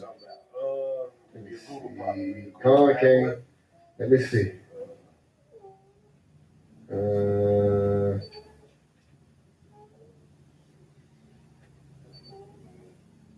Yeah, Luke 5. Luke 5. Come on, get back, King. I knew it was jumping here. I didn't know where it was in. Come on, that's the one I want right there. Verse 5. Verse. Matter of fact, go ahead and read verse 1 real quick. The book of Luke, chapter 5, verse 1. Come on. And it came to pass that as the people pressed upon him to hear the word of God, he stood by the lake of Gennesaret, and saw 2 ships standing by the lake. But the fishermen were gone out of them. He saw 2 ships standing by the lake, but the fishermen were gone out of them. Read. And were washing their nets. They was washing their net. This was their profession. Come on. And he entered into the ships, into one of the ships, which was Simon's, and prayed him that he would thrust out a little from the land. Read. And he sat down and taught the people out of the ship. He taught the people from the ship because there was too many people. So he used Peter's boat to thrust out in the water a little bit just to teach the people. Right. Read. Now when he had left speaking, he said unto Simon, He said to Simon, launch out into the deep. launch out into the deep And let down your nets. and let down your net for what? For a drought. For a catch. Read. And Simon answered and said unto him, Now this time they know who it is. They know it's the great counselor. He told them, cast your nets out. He said, for a great catch. Read. And Simon answered and said unto him, Master, we have toiled all the night. Shut the hell up, Peter. Shut the hell up. He just simply said, look, go and catch your nets out to the deep. But we toiled all night. Read. And have taken nothing. But have taken nothing. Nevertheless, at thy word, I will let down the net. Now that was good, Peter. But nevertheless, you know what? I'm gonna go ahead. I'm going to do what you said. It don't sound right. Now I've been doing this. I'm a fisherman. But at your word, I'm gonna do it. Read. And when they had done this, And when they had this done, and closed a great multitude of fishes, a great multitude of fishes, and the net brake, their net braked. Read verse 7. and they begged unto their partners, They begged when they hey, get over here quick. Read. which were on the other ship, that they should come and help them. And they came and filled both ships, so that they began to sink. So they began to sink. Now read verse 8. When Simon Peter saw it, he fell down at Jesus' knees, He received the counsel. Before he was complaining, then he received the counsel, and he got the big catch. Then he fell on his knees. Oh, Jesus. Read. saying, Saying what? depart from me. Depart from me. I should listen to you. I'm sorry about pride. Read. For I am a simple man. I'm a sinful man. Read. O Lord. Uh-huh. Well, he was astonished. Uh-huh. And all that were with him Uh-huh. at the drought of the fishes which they had taken. Which they had taken. Stop right there. I got 2 more precepts. Give me Luke 7. Read verse 10. Read verse 10. And so was also James and John, sons of Zebedee, which were partners with Simon. And Jesus said unto Simon, What did he say? fear not, Fear not. from henceforth thou shalt catch men. From this point on, you're going to catch men. Read. And when they had brought their ships to land, They forsook all and followed him. They followed him. Yep. That was amazing. Take counsel. Get counsel and take it. Give me what I have to say? Luke 7:30. I got that one, and I got John 5. So that's it. Luke 7 and 30. and 30. Read that real quick. The book of Luke, chapter 7, verse 30. Come on. But the Pharisees and lawyers, No, hold on. Read verse 29. verse 29. And all the people that heard him And all the people that heard Christ, and the publicans justified God, justify God. Come on. being baptized with the baptism of John. Read. But the Pharisees, But the who? But the Pharisees and Now the lawyers, Pharisees, they were counselors. Read. But the Pharisees and who? and lawyers The lawyers were counselors. Read. rejected the counsel They of God, rejected the counsel of the Most High. being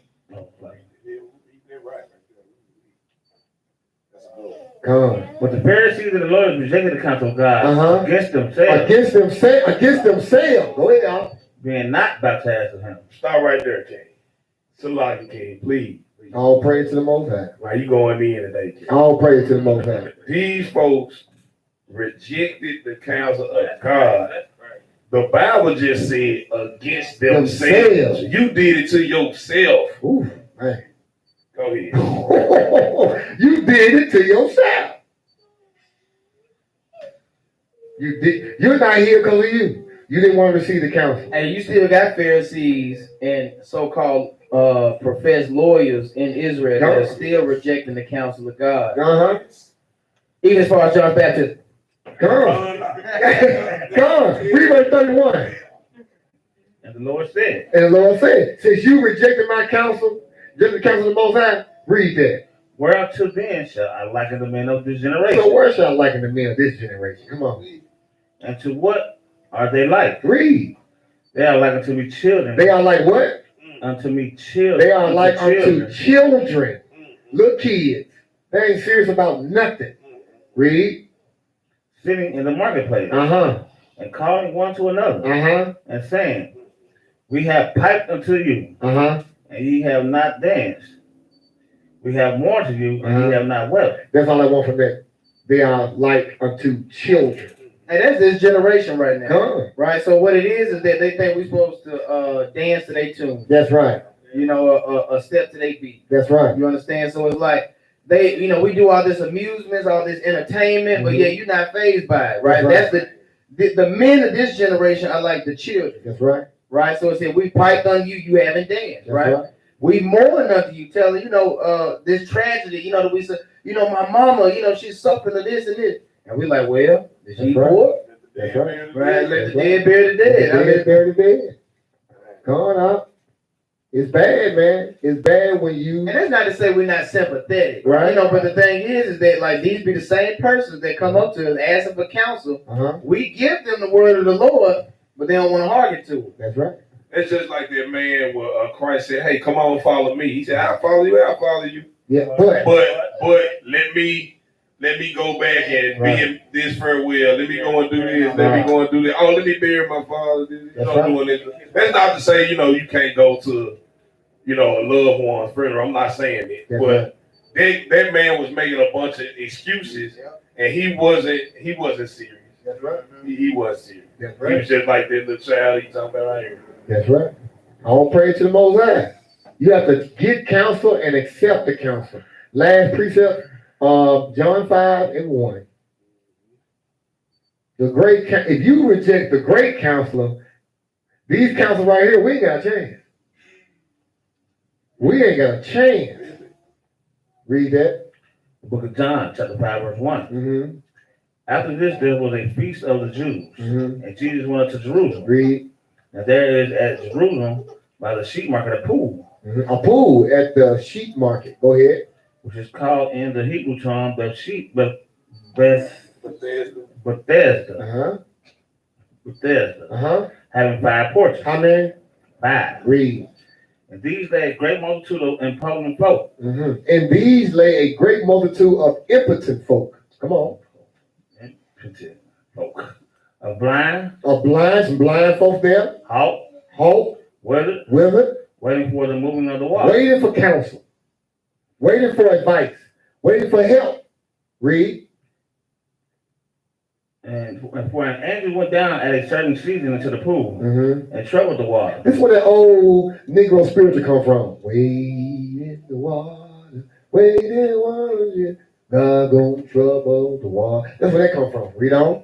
Whosoever then first, Whosoever then first, come on. after the troubling of the water, Uh-huh. stepped in was made whole. Whoever was first to jump in that water after the water was troubled was what? Was made whole. They was made whole, come on. Of whatsoever disease he had. Or whatever disease they had. Now, here go your family youth right here. Come on, kid. Read. That's A right. certain man was there, And a certain man was there. which had an infirmity, Uh-huh. 38 years. He had a infirmity 38 years. He was 38 years, he was sick. How long you been down on your luck? How long you been doing what you been doing with? He was dealing with this 38 years. Waiting for the water to be troubled. Well, waiting for his chance to get in before everybody. Because the Bible said the first one that got in. So I guess he was so impotent he couldn't move fast enough. Read. When Jesus saw him, lie, he knew that he had been knew that he had been now a long time and knew that he had been now a long time in that case. Sometimes again, the problem we can see you and look at your situation, and we can know that you're going through something, and we even know you've been going through that a mighty long time. Read. He said to him, What did he say? "Wilt thou be made whole?" That's counsel. That's counsel. I see you going through stuff. You want to be made whole? Read. The impotent man answered The him, impotent man answered, "Sir, I have no man." Stop. Shut the hell up, dude. Peter did the same thing. When counsel is coming your way, like King said, don't come with your own mind. Just shut up. Hey, we gotta stop doing that. I mean, like I said, we were just talking, I'm guilty too. I was just gonna say, I'm getting ministered to, I'm being convicted. Because we always come up with an excuse. But I don't, or they do it, Right. or I'm the same way. We just need to hush. Right. So when the prophet asks you a question like Christ, the great counselor, asked, wilt thou be made whole? What do you think the impotent man should say? Yes. This is right there. Yeah, yes. yes. But what did he say? God. Read verse 7. God. Yeah, it comes. Read verse 7. The impotent man answered him, "Sir, Sir, I have no man. I have no man. When the water is troubled, When the water is to troubled, put me in the pool. to put me in the water. But while I am coming, But while I'm coming, another step is down before me." somebody arrogant butt get right in front of me, getting that water for me. Every time it happens. That's messed up. Read. Jesus said unto him, What did he say? "Rise, Uh-huh. take up thy bed, Uh-huh. and walk." This is the counsel. This is the counsel. You're looking for the water. You want to get in the water. You think that's where your healing is. Christ is, no. He said, don't do that. He said, don't worry about the water no more. He said, just rise up, take up thy bed, and walk. Because you still think, you thought You thought. I had to go to the water. I had to go to the I water. had to go to that water. Come. I ain't debunking baptism. Right, come. I'm talking about these scriptures. Come. He thought he had to go to the water Right. right there Come. for it to be trouble. Right. But On the time when the water was troubled. And then he thought in his heart that he had to be first. 38 years. Sometimes what's good for the goose ain't always good for the gander. So whatever counsel you getting from the leaders Whomever the Most High has put to lead your spirit or lead your soul, just be obedient. Whatever they give you, and it should be coming out of the scriptures. And here's the Maccabees, we come out the Bible. We're not going to give you our own opinion. It's going to come right out the scriptures. How many of us, by the raise of hand in here, has, and online, how many of us have had counsel from this table? Come. Accept it. Say it again. Every week. Say it again. Every week. Every week. If you have had counsel here at the Maccabee, raise your hand. Accept the counsel. Accept the counsel. Stop giving, your opinion, because you're not down at what we say, you're down at what the scriptures say, the Most High say. You're rejecting the counsel of God, how the scribes and Pharisees and the lawyers did. Yeah, because if you give rebuttals to that, or you reject it, you know what, the men of the Lord are trying to do here and administer and counsel to help improve your life and your situation, Right? we're going to be on our go and prevail. That's right. That's right. That's right. Because sometimes the men in here, we bringing out some of the precepts, sometimes the men get upset. Man, this man must be crazy. I ain't to do that, bro. You got it. Right. Sometimes the sister might hear something coming from this table, like, I think he just hate women. If it's here, if it's in here, Bring it out. if it's in here, that's what the Most High gave us 5 pillars. So just in case, if he off, 1, 2, 3, and 4 can correct the one that's off. If 2 is off, 1, 2, 3, we can talk about it. You see what I'm saying?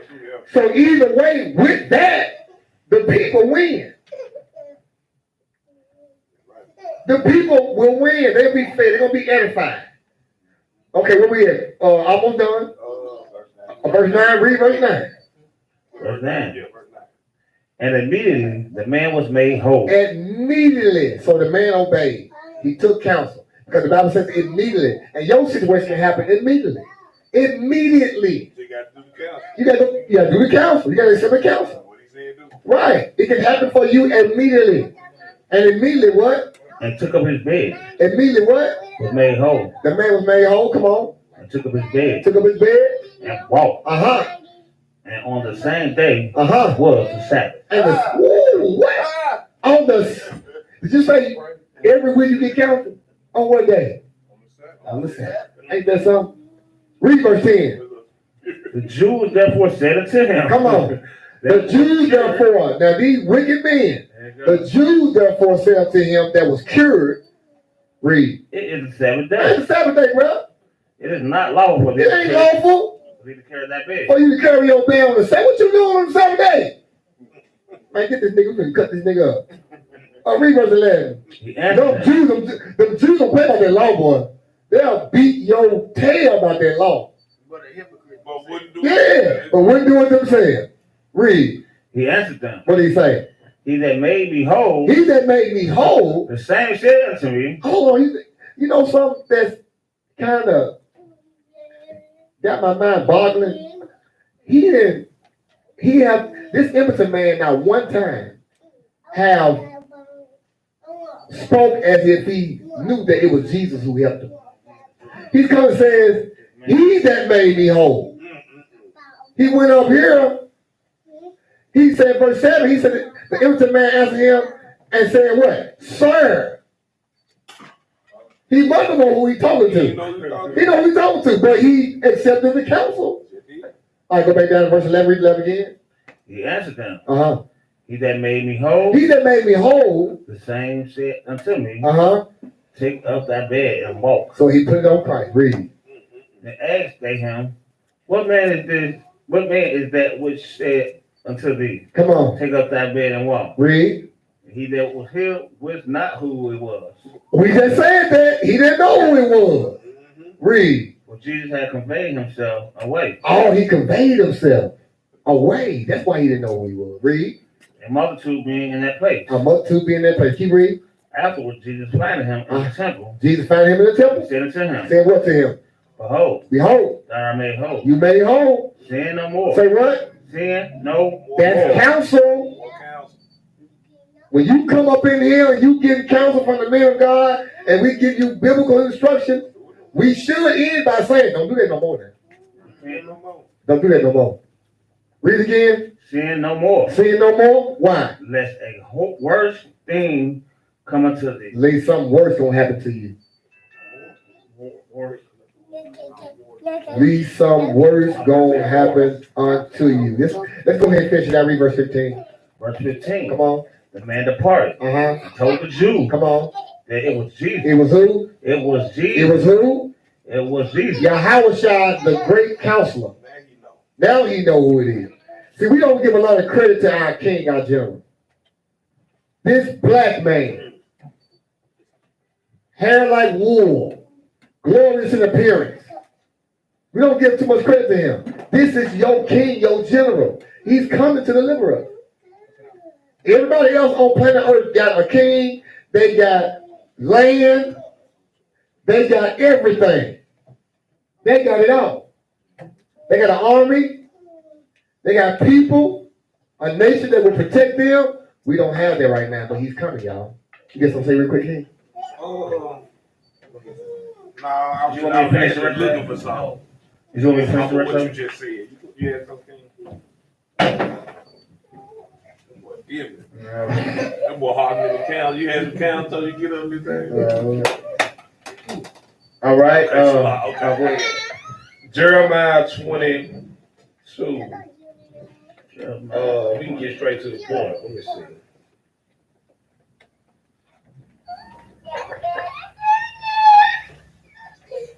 All right, so take the Noah on now. Noah been clowning all day. He want me to spank every day. Jeremiah 22. It's based off of something that you said. I don't know if it's relevant. Well, what we just read, because the dude didn't know who Christ was at first, but when he hearkened to their counsel and did what he was supposed to do, then he knew. Jeremiah 22. You just kind of get straight to the point.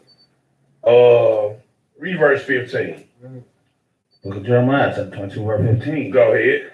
Shalt thou reign? So the Most High asking, saying, shalt thou reign? Go ahead. Because thou closest thyself in cedar? Because you close it thyself in cedar. Go ahead. Did not thy father eat and drink? He said, did not thy father eat and drink? And do judgment and justice? And do judgment and justice. Because the Most High counseled us to do judgment and justice and keep his commandments. Go ahead. And then it was well with him? And then it was well with him. So the man had this disease and all these ailments, but once he listened to their counsel, then it was well with him. Keep going. He told him, sin no more. Go ahead. He judged the cause of the poor. He judged the cause of the poor and the needy. And needy. Go ahead. And it was well with him. Then it was well with him. That the point is this very last part. Read that. Was not this to know me? Was not this to know me? Because you didn't know it first, but now you know after you done hearkened to my counsel. Was this not to know me? He didn't even know who Christ was.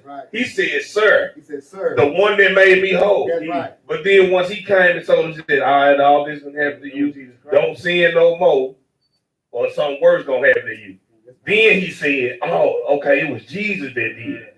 The Most High said, he said, man, your fathers ate and drank and did judgment and justice. Then it was well with them. He said they judged the poor and the needy. Then it was well. Was not this to know me? Said the Lord. Said the Lord. All of that just to know the Most High. That's power. That is power. He judged the cause of the poor and needy. Because that man was poor. He was needy. Somebody kept hopping in front of him. He says, then it was well with him. He healed him. Was not this to know me? Said the most. That's power. All praise God. Finish up John 21. We done. Well, I yield. I have a couple. Bring it out. Bring it out. Yeah, go ahead. You said John 21? Yeah, finish John 21 real quick. John 21. I think we got one more line. John 21. John 21, verse. What was that? 21. What was it? John 21. I know we stopped at 8 with the fish. Yeah. You told me that was it on it though. With John 20. No. I'm sorry. Yeah, it was John 21, 8. Yeah, John 5. Salaki. John 5. That's right. Salaki came. John 5 and read verse 15. Book of John, chapter 5, verse 15. Uh-huh. The man departed and told the Jews that it was Jesus. It was who? It was Jesus. It was he found out who he was, going right back to Jeremiah 22. Read. Which had made him whole. Which had made him whole. Come on. And therefore did the Jews persecute Jesus. Oh, they persecuted him. Read. And sought to slay him. They sought to kill him. Dirty bastard. Read. Because he had done these things on the Sabbath He day. had done these things on the Sabbath day. Now read verse 17. That's it. Verse 17, but Jesus asked him, Uh-huh. my Father worketh here too, and I work. My Father worketh here too, And and I work. Come on, that's it. I yield. All right. Let me go through my couple. Let me get Sirach chapter 37. That's it. We'll see. All right, we're gonna go through these real quick. I read. You need step away. Yeah. I read. Go ahead, gang. All right. Yeah, Sirach chapter 37. Read verse 14. I got you, King. Let's see. This is the book of Sirach, or Ecclesiasticus, chapter 37, verse 14. Go ahead. For a man's mind is sometimes wont to tell him more than 7 watchmen. Right. So we touched this before. Right. So a man's mind is sometimes wont to tell him more than 7 watchmen. Right. So you might get confused. You know as to which route to take. You know what action or what recourse. Go ahead. For a man's mind is sometimes wont to tell him more than 7 watchmen. More than 7 watchmen. Right? Go this way, go that way, do this, do that. Right? Which one are you going to choose? Go ahead. That sit above in a high tower. Right? Because you may see a type of danger, right? Or a situation approaching or a circumstance. Right? Go ahead. And above all this, pray to the Most High. Right? So even we have to guide our thoughts and direct our intentions to the Most High and allow Him to intervene, right? So above all this, pray to the Most High, right? To filter even through our thoughts. Go ahead. That He would direct thy way in truth. Right, so that prayer is important, right? Pray to the Most High that He direct our way in truth. That's right? Because our minds will take us everywhere. Go ahead. Let reason go before every enterprise. Right, so let reason, right, go before let wisdom, let counsel, let judgment go before every enterprise, right? But whatever, before you put your hand to something, right, any endeavor you seek to do, let reason go before every enterprise. And that doesn't necessarily mean just your own reasoning, right? Sometimes we're not equipped to make our own decisions, right? Go ahead. And counsel before every action. There you go. And counsel, right? Prudence, wisdom, right? Before every action that you take, right? So we got to remember that. We got to embed that into our thought process, right? So these ain't in any particular order, but I feel like they're germane to the conversation that we're going over. Get Sirach 22, verse 16. This is the book of Sirach, or Ecclesiasticus, chapter 22, verse 16. Go ahead. As timber girt and bound together in a building cannot be loosed with shaking. Right, so as timber girt, right, wrapped and bound together in a building, right, when it's the foundation of a structure, right, cannot be loose with shaking. Go ahead. So the heart that is established by advised counsel shall fear at no time. See that? So the heart, the mind, that guides the direction or the propulsion of the body that's established by advised counsel, right? Shall fear at no time, right? So you're not going to be reluctant. You're not going to be fearful or hesitant, right? When committing yourself to an action, right? You're not going to be wavering or shaky to where you can't commit to it, right? So you'll have no regret. Matter of fact, real quick, get Proverbs 11.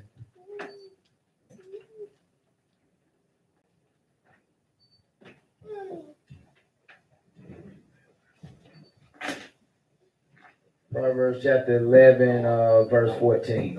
This is the book of Proverbs, chapter 11, verse 14. Read. Where no counsel is, the people shall Salaki, the people fall. You see that where no counsel is, guess what? The people will fall. Go ahead. There must be a counselor.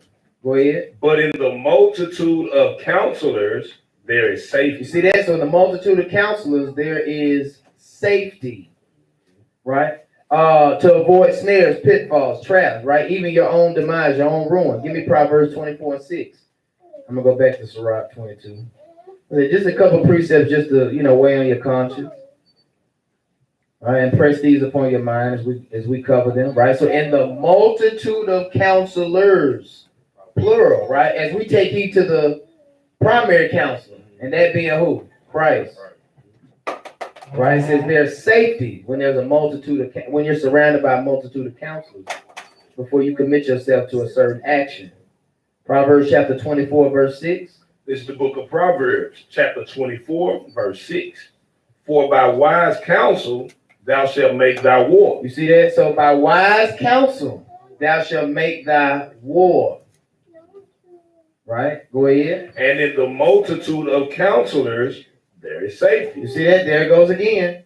In the multitude of counselors, there's safety, right? So before you wage war against something, right, whatever your response is, whatever your recourse is, right, you need to receive wise counsel. And that brings me to mind about when Christ was telling them to count the cost.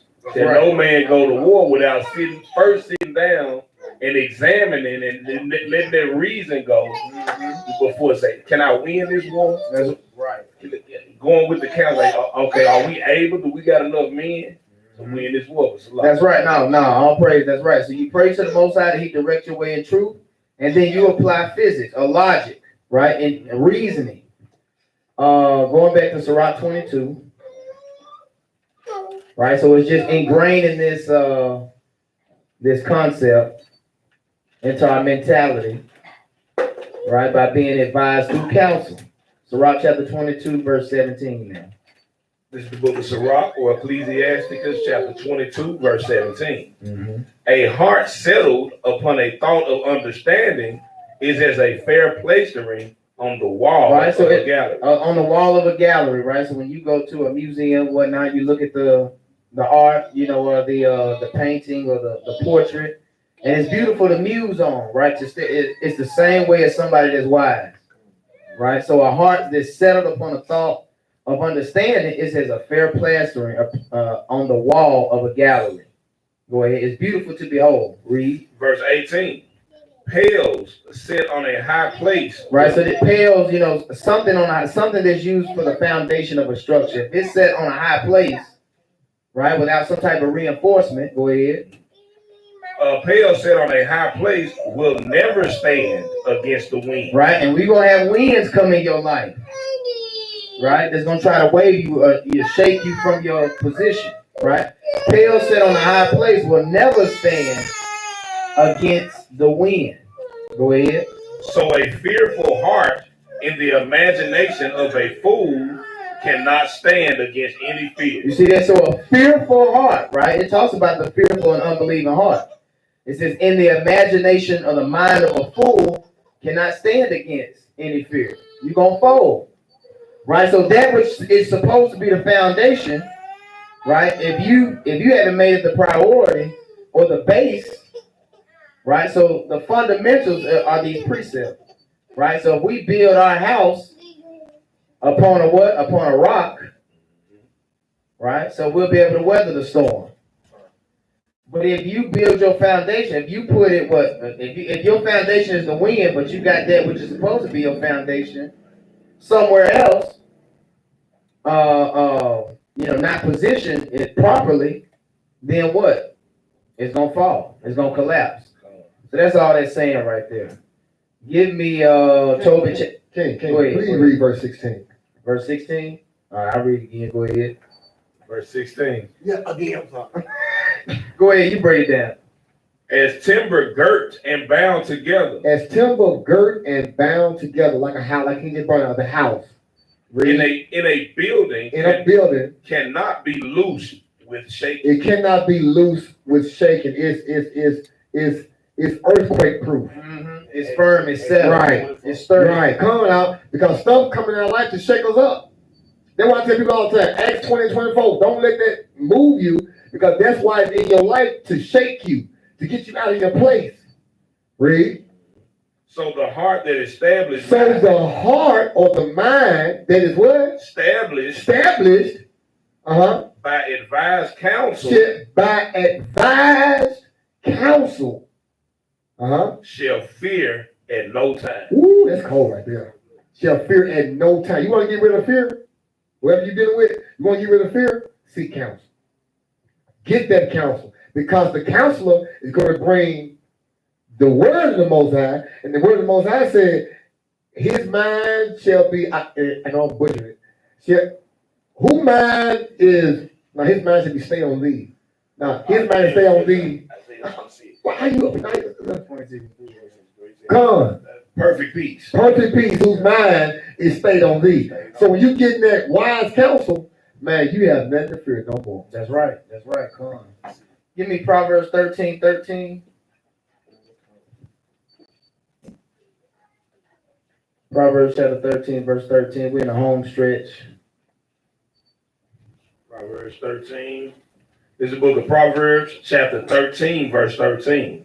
Whoso despiseth the word shall be destroyed. See that? And that applies to counsel too, right? So whoso despiseth the word or counsel shall be destroyed. Like we read earlier, you rejected the counsel of God against yourself. That was for your benefit. Go ahead. But he that feareth the commandment shall be rewarded. Right? So the commandment that went forth, like we read on the parables of Christ, right? Or those scenarios when he gave the commandment, if you just hearken to it, you'll be rewarded. You'll receive that what you're looking for. Let me see. Give me Tobit 4. Tobit chapter 4. And the Apocrypha. Let's read verse 18.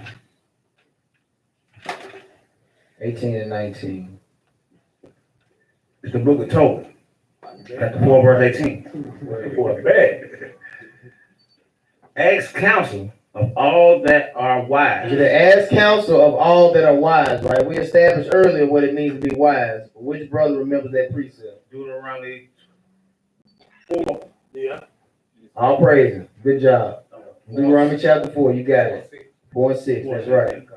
So ask counsel of all that are wise, right? Those that are keeping the commandments. Right, go ahead. And despise and preferably with experience. Right? So I mean, the commandments and the faith of our Lord, right, first. Right? That's a prerequisite for those that are wise. Right? So ask counsel of all that are wise. Go ahead. and despise not any counsel that is profitable. Despise not any counsel that is profitable. That's what we read earlier.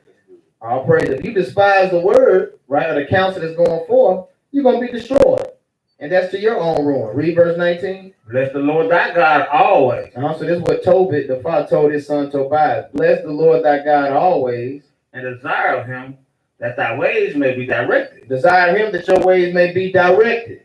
Go ahead. And that all thy paths and counsels may prosper. Right, so counsels is a part of that. That all your paths and counsels that you receive may prosper. Right, that the Lord is governing that thing. Read. For every nation have not counsel. See that every nation don't have the counsel like we have it. Wow. Right, so we have the wisdom in our possession. Every nation don't have that advantage. Read. But the Lord himself giveth all good things. He himself gives all good things. Go ahead. And he humbleth whom he will. Right, so he humbleth who he will. As he will. And as he will, right? So you might need to be humble from time to time.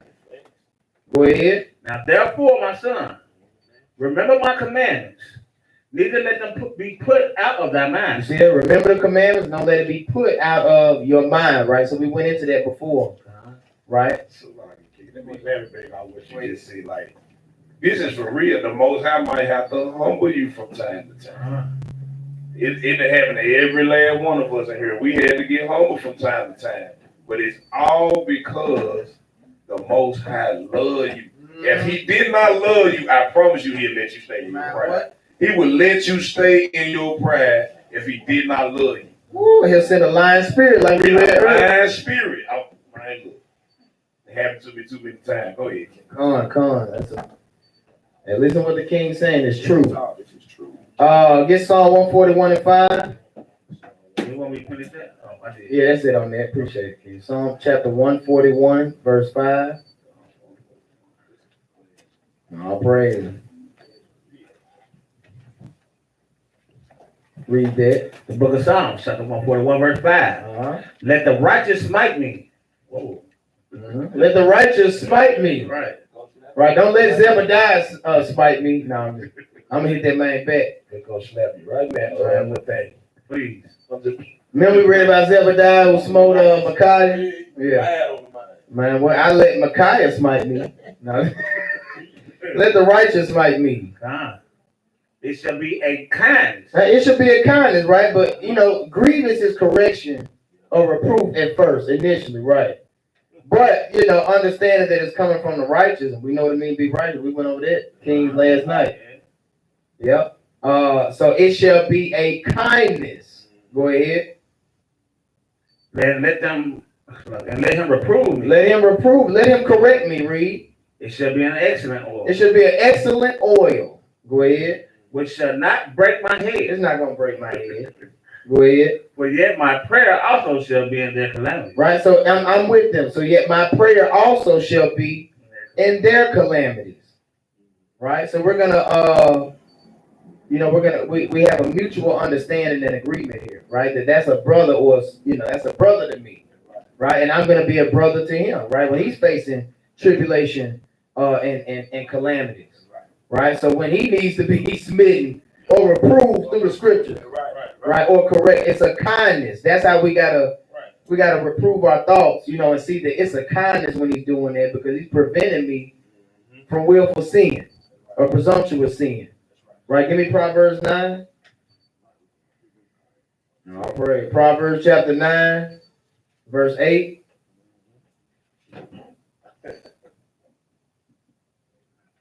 The book of Proverbs, chapter 9, verse 8. Reprove not a scorner. So reprove not a scorner, right? So you got to be able to identify certain spirits in people, right? Especially after you've approached them. That's why I love the scripture when he gives the guideline after the first and second admonition. Reject. Go ahead and prevail. You got it. You got it, bro. You got it, sis. Right? So reprove not a scorner. Go ahead. Lest he hate thee. Lest he hate you. Go ahead. Rebuke a wise man, and he will love thee. You see that? So it's a kind of rebuke a wise man, and he will love thee. I appreciate you doing that for me. All praise. Read verse 9. Give instruction to a wise man, and he will be wise. You see that? Give instruction to a wise man. A wise man see, okay, I failed in my understanding on that. This is an opportunity for me to grow here. Right? So you don't want to stay stagnant. Right? So give instruction to a wise man. This applies to you women too. And he will be wise. And he will be yet wiser. Right? So, as long as we're living, we want to increase in knowledge, increase in learning, increase in maturity. We want to evolve. Right? Go ahead. Teach a just man, and he will increase in learning. See that? A just man or woman will want to increase in their learning. Give me Sirach 10. I'm almost done. Just a couple of Proverbs scriptures. Sirach chapter 10, verse 25. The book of Sirach, chapter 10, verse 25. Until the servant that is wise shall they that are free do service. Unto the servant that is wise shall they that are free do service. Go ahead. And he that hath knowledge will not grudge when he is reformed. Right, so especially that B part. He that hath knowledge will not grudge when he is reformed. Give me Proverbs 29.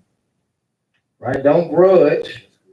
All praises. When you're being reformed, right? You may want to grit your teeth. Right, don't grudge when being reformed. You rather your brother or sister come do it than for the Most High to do it, to step in and do it. Like I said, I keep going back to that, what we read. He'll send you a lying spirit and then leave you over to your own destruction. That's scary. He say, I like that. You don't want no scheme devised against you. To say, okay, yeah, I want him to come and meet me on that. He gonna die from that right there. and I'm gonna deal with them.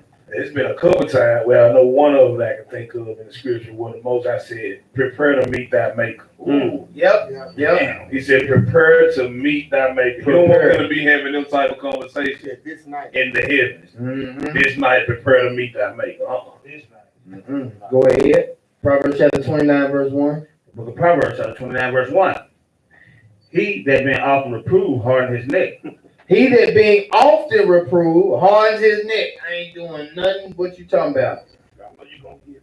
Right. He that, read that again. He that being often reproved hardened his neck. Right. He that being often reproved hardens his neck. Go ahead. Shall suddenly be destroyed. See that shall suddenly, right, without warning, be destroyed. Go ahead. And that without remedy. Right, to utter destruction, that without remedy. You won't be able to recover from that. Right, so we can't be stubborn, hard-hearted, stiff-necked, all that. Yeah, all that. Yeah, all that. Give me Proverbs 5. So we all been Proverbs. Come on, Proverbs 5 and 11. Book of Proverbs, chapter 5, verse 11. It's continuing a conversation here, but it's relevant to what we're discussing. Go ahead. And thou mourn at the last, when thy flesh and thy body are consumed. When thy flesh and thy body consumed, go ahead. And say, how have I hated instruction? And my heart despised reproof. My heart despised reproof, right? So you have regrets, right? Listen, while it's still called today, right? Like King was saying, this night your life may be subtracted from you, right? And then you say, oh, how have I hated instruction? And my heart despised reproof. Go ahead. And have not obeyed the voice of my teachers. And what? And have not obeyed the voice of my teachers. Read. Nor inclined my ear to them that instruct me. Nor incline my ear to them that instructed me. Read. I was almost in all evil in the midst of the congregation and assembly. And it's even here talking about within this dialogue, strange women. Right? I was almost in all evil in the midst of the congregation, and I was about to be exposed. Right? So, you brothers and sisters that are addicted to porn, that's dealing with these women, these men out here, the masturbation. Look, you better get your reproof, get your correction before the Most High have to embarrass you on a public scene. And that's really to your aid. Right? Go ahead. Verse 15. Yep. Drink waters out of thy own cistern, and running waters out of thy own well. So drink waters out of thine own cistern, running waters out of thine own well. Right? And so that even applies to the scriptures. Right? So receive the counsel, receive the benefits, and the nourishment from the scriptures out of thy own cistern. It's right there. Right? He said, I didn't put this word up in the heaven, right in the depths of the sea below, or where it was undiscovered. It's right there. Right? It's near to you. Right? So drink waters out of it. And I gave you teachers. I set up, some pillars. And I'm speaking from the Most High perspective, forgive me. But he said, I'm gonna deal with them on a certain level, right? But then they have a task or a commission to deal with the congregation, right? Everything, but to bring everything unto the Most High, right? So follow that structure, right? That establishment. All right, so coming to the conclusion of this, We read 23. all right, jump down to verse 23. He said, thou without instruction, and in the greatness of his folly he shall go astray. Read verse 22. His own iniquity shall take the wicked himself. Yeah, so your own iniquities, your own sins will take the wicked himself. Go ahead. And he shall be holding with the cords of his sin. Right, and he shall be holding, right? That's why you're grieving, right? With the cords of his sins. Right? So you feel like you're being held back, like you can't move, or you can't escape out. Right? Examine what we read earlier, sin not, lest a worse thing come under thee. Right? So he gave him admonition on that. Go ahead. While providing him the cure also. Go ahead, verse 23. He shall die with that instruction. See it? And we see that all too often, right? So we don't want to fall victim to that, right? We don't want to be another casualty in dying without instruction. That's counsel. Go ahead. And in the greatness of his folly, he should go astray. Right? Being given over to a reprobate mind. It happens. Lastly, yeah, wait, read Proverbs 12 and 15.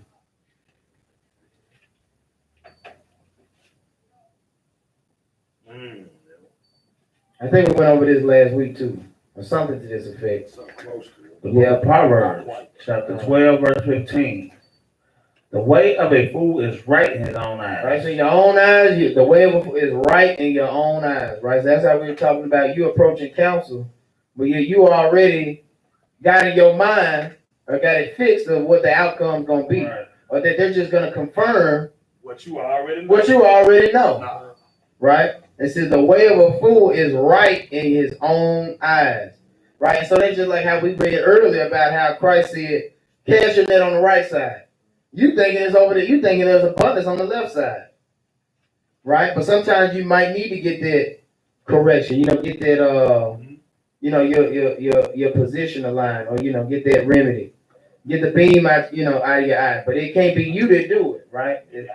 Right. It's got to be somebody. It's got to be your neighbor who's wise, right? So the way of a fool is right in his own eyes. Go ahead. But he that hearkeneth unto the counsel is wise. If you hearken to counsel, you're wise. There we go. It's repeating it again and again. Let's get one more precept to conclude Proverbs 15 and 22.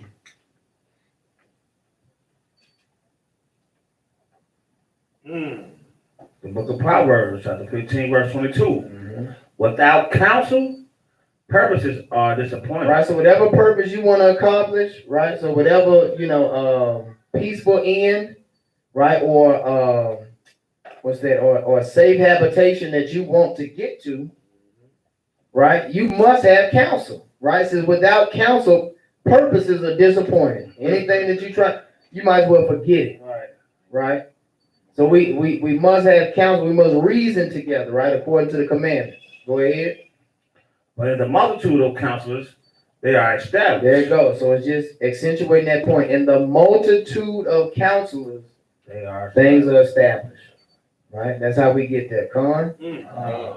All praise. All praise. All praise to the Most High. This has been a wonderful, wonderful, wonderful lesson. All praise to the Most High. I hope everyone in here was edified. Hope you online were edified. All praise to the Most High. For Isaac, Israelite Saints all about Christ. I am Aqua. Christ. I'm Ezra. And we are Isaac, Israelite Saints all about Christ / the Maccabees. And we say Shabbat Shalom. Enjoy your Sabbath. Shabbat Shalom. We are Isaac. All about Christ. I don't know how to stop it on this computer, man. Are we still live? Nah, I don't know about the computer. Oh, I got you, King.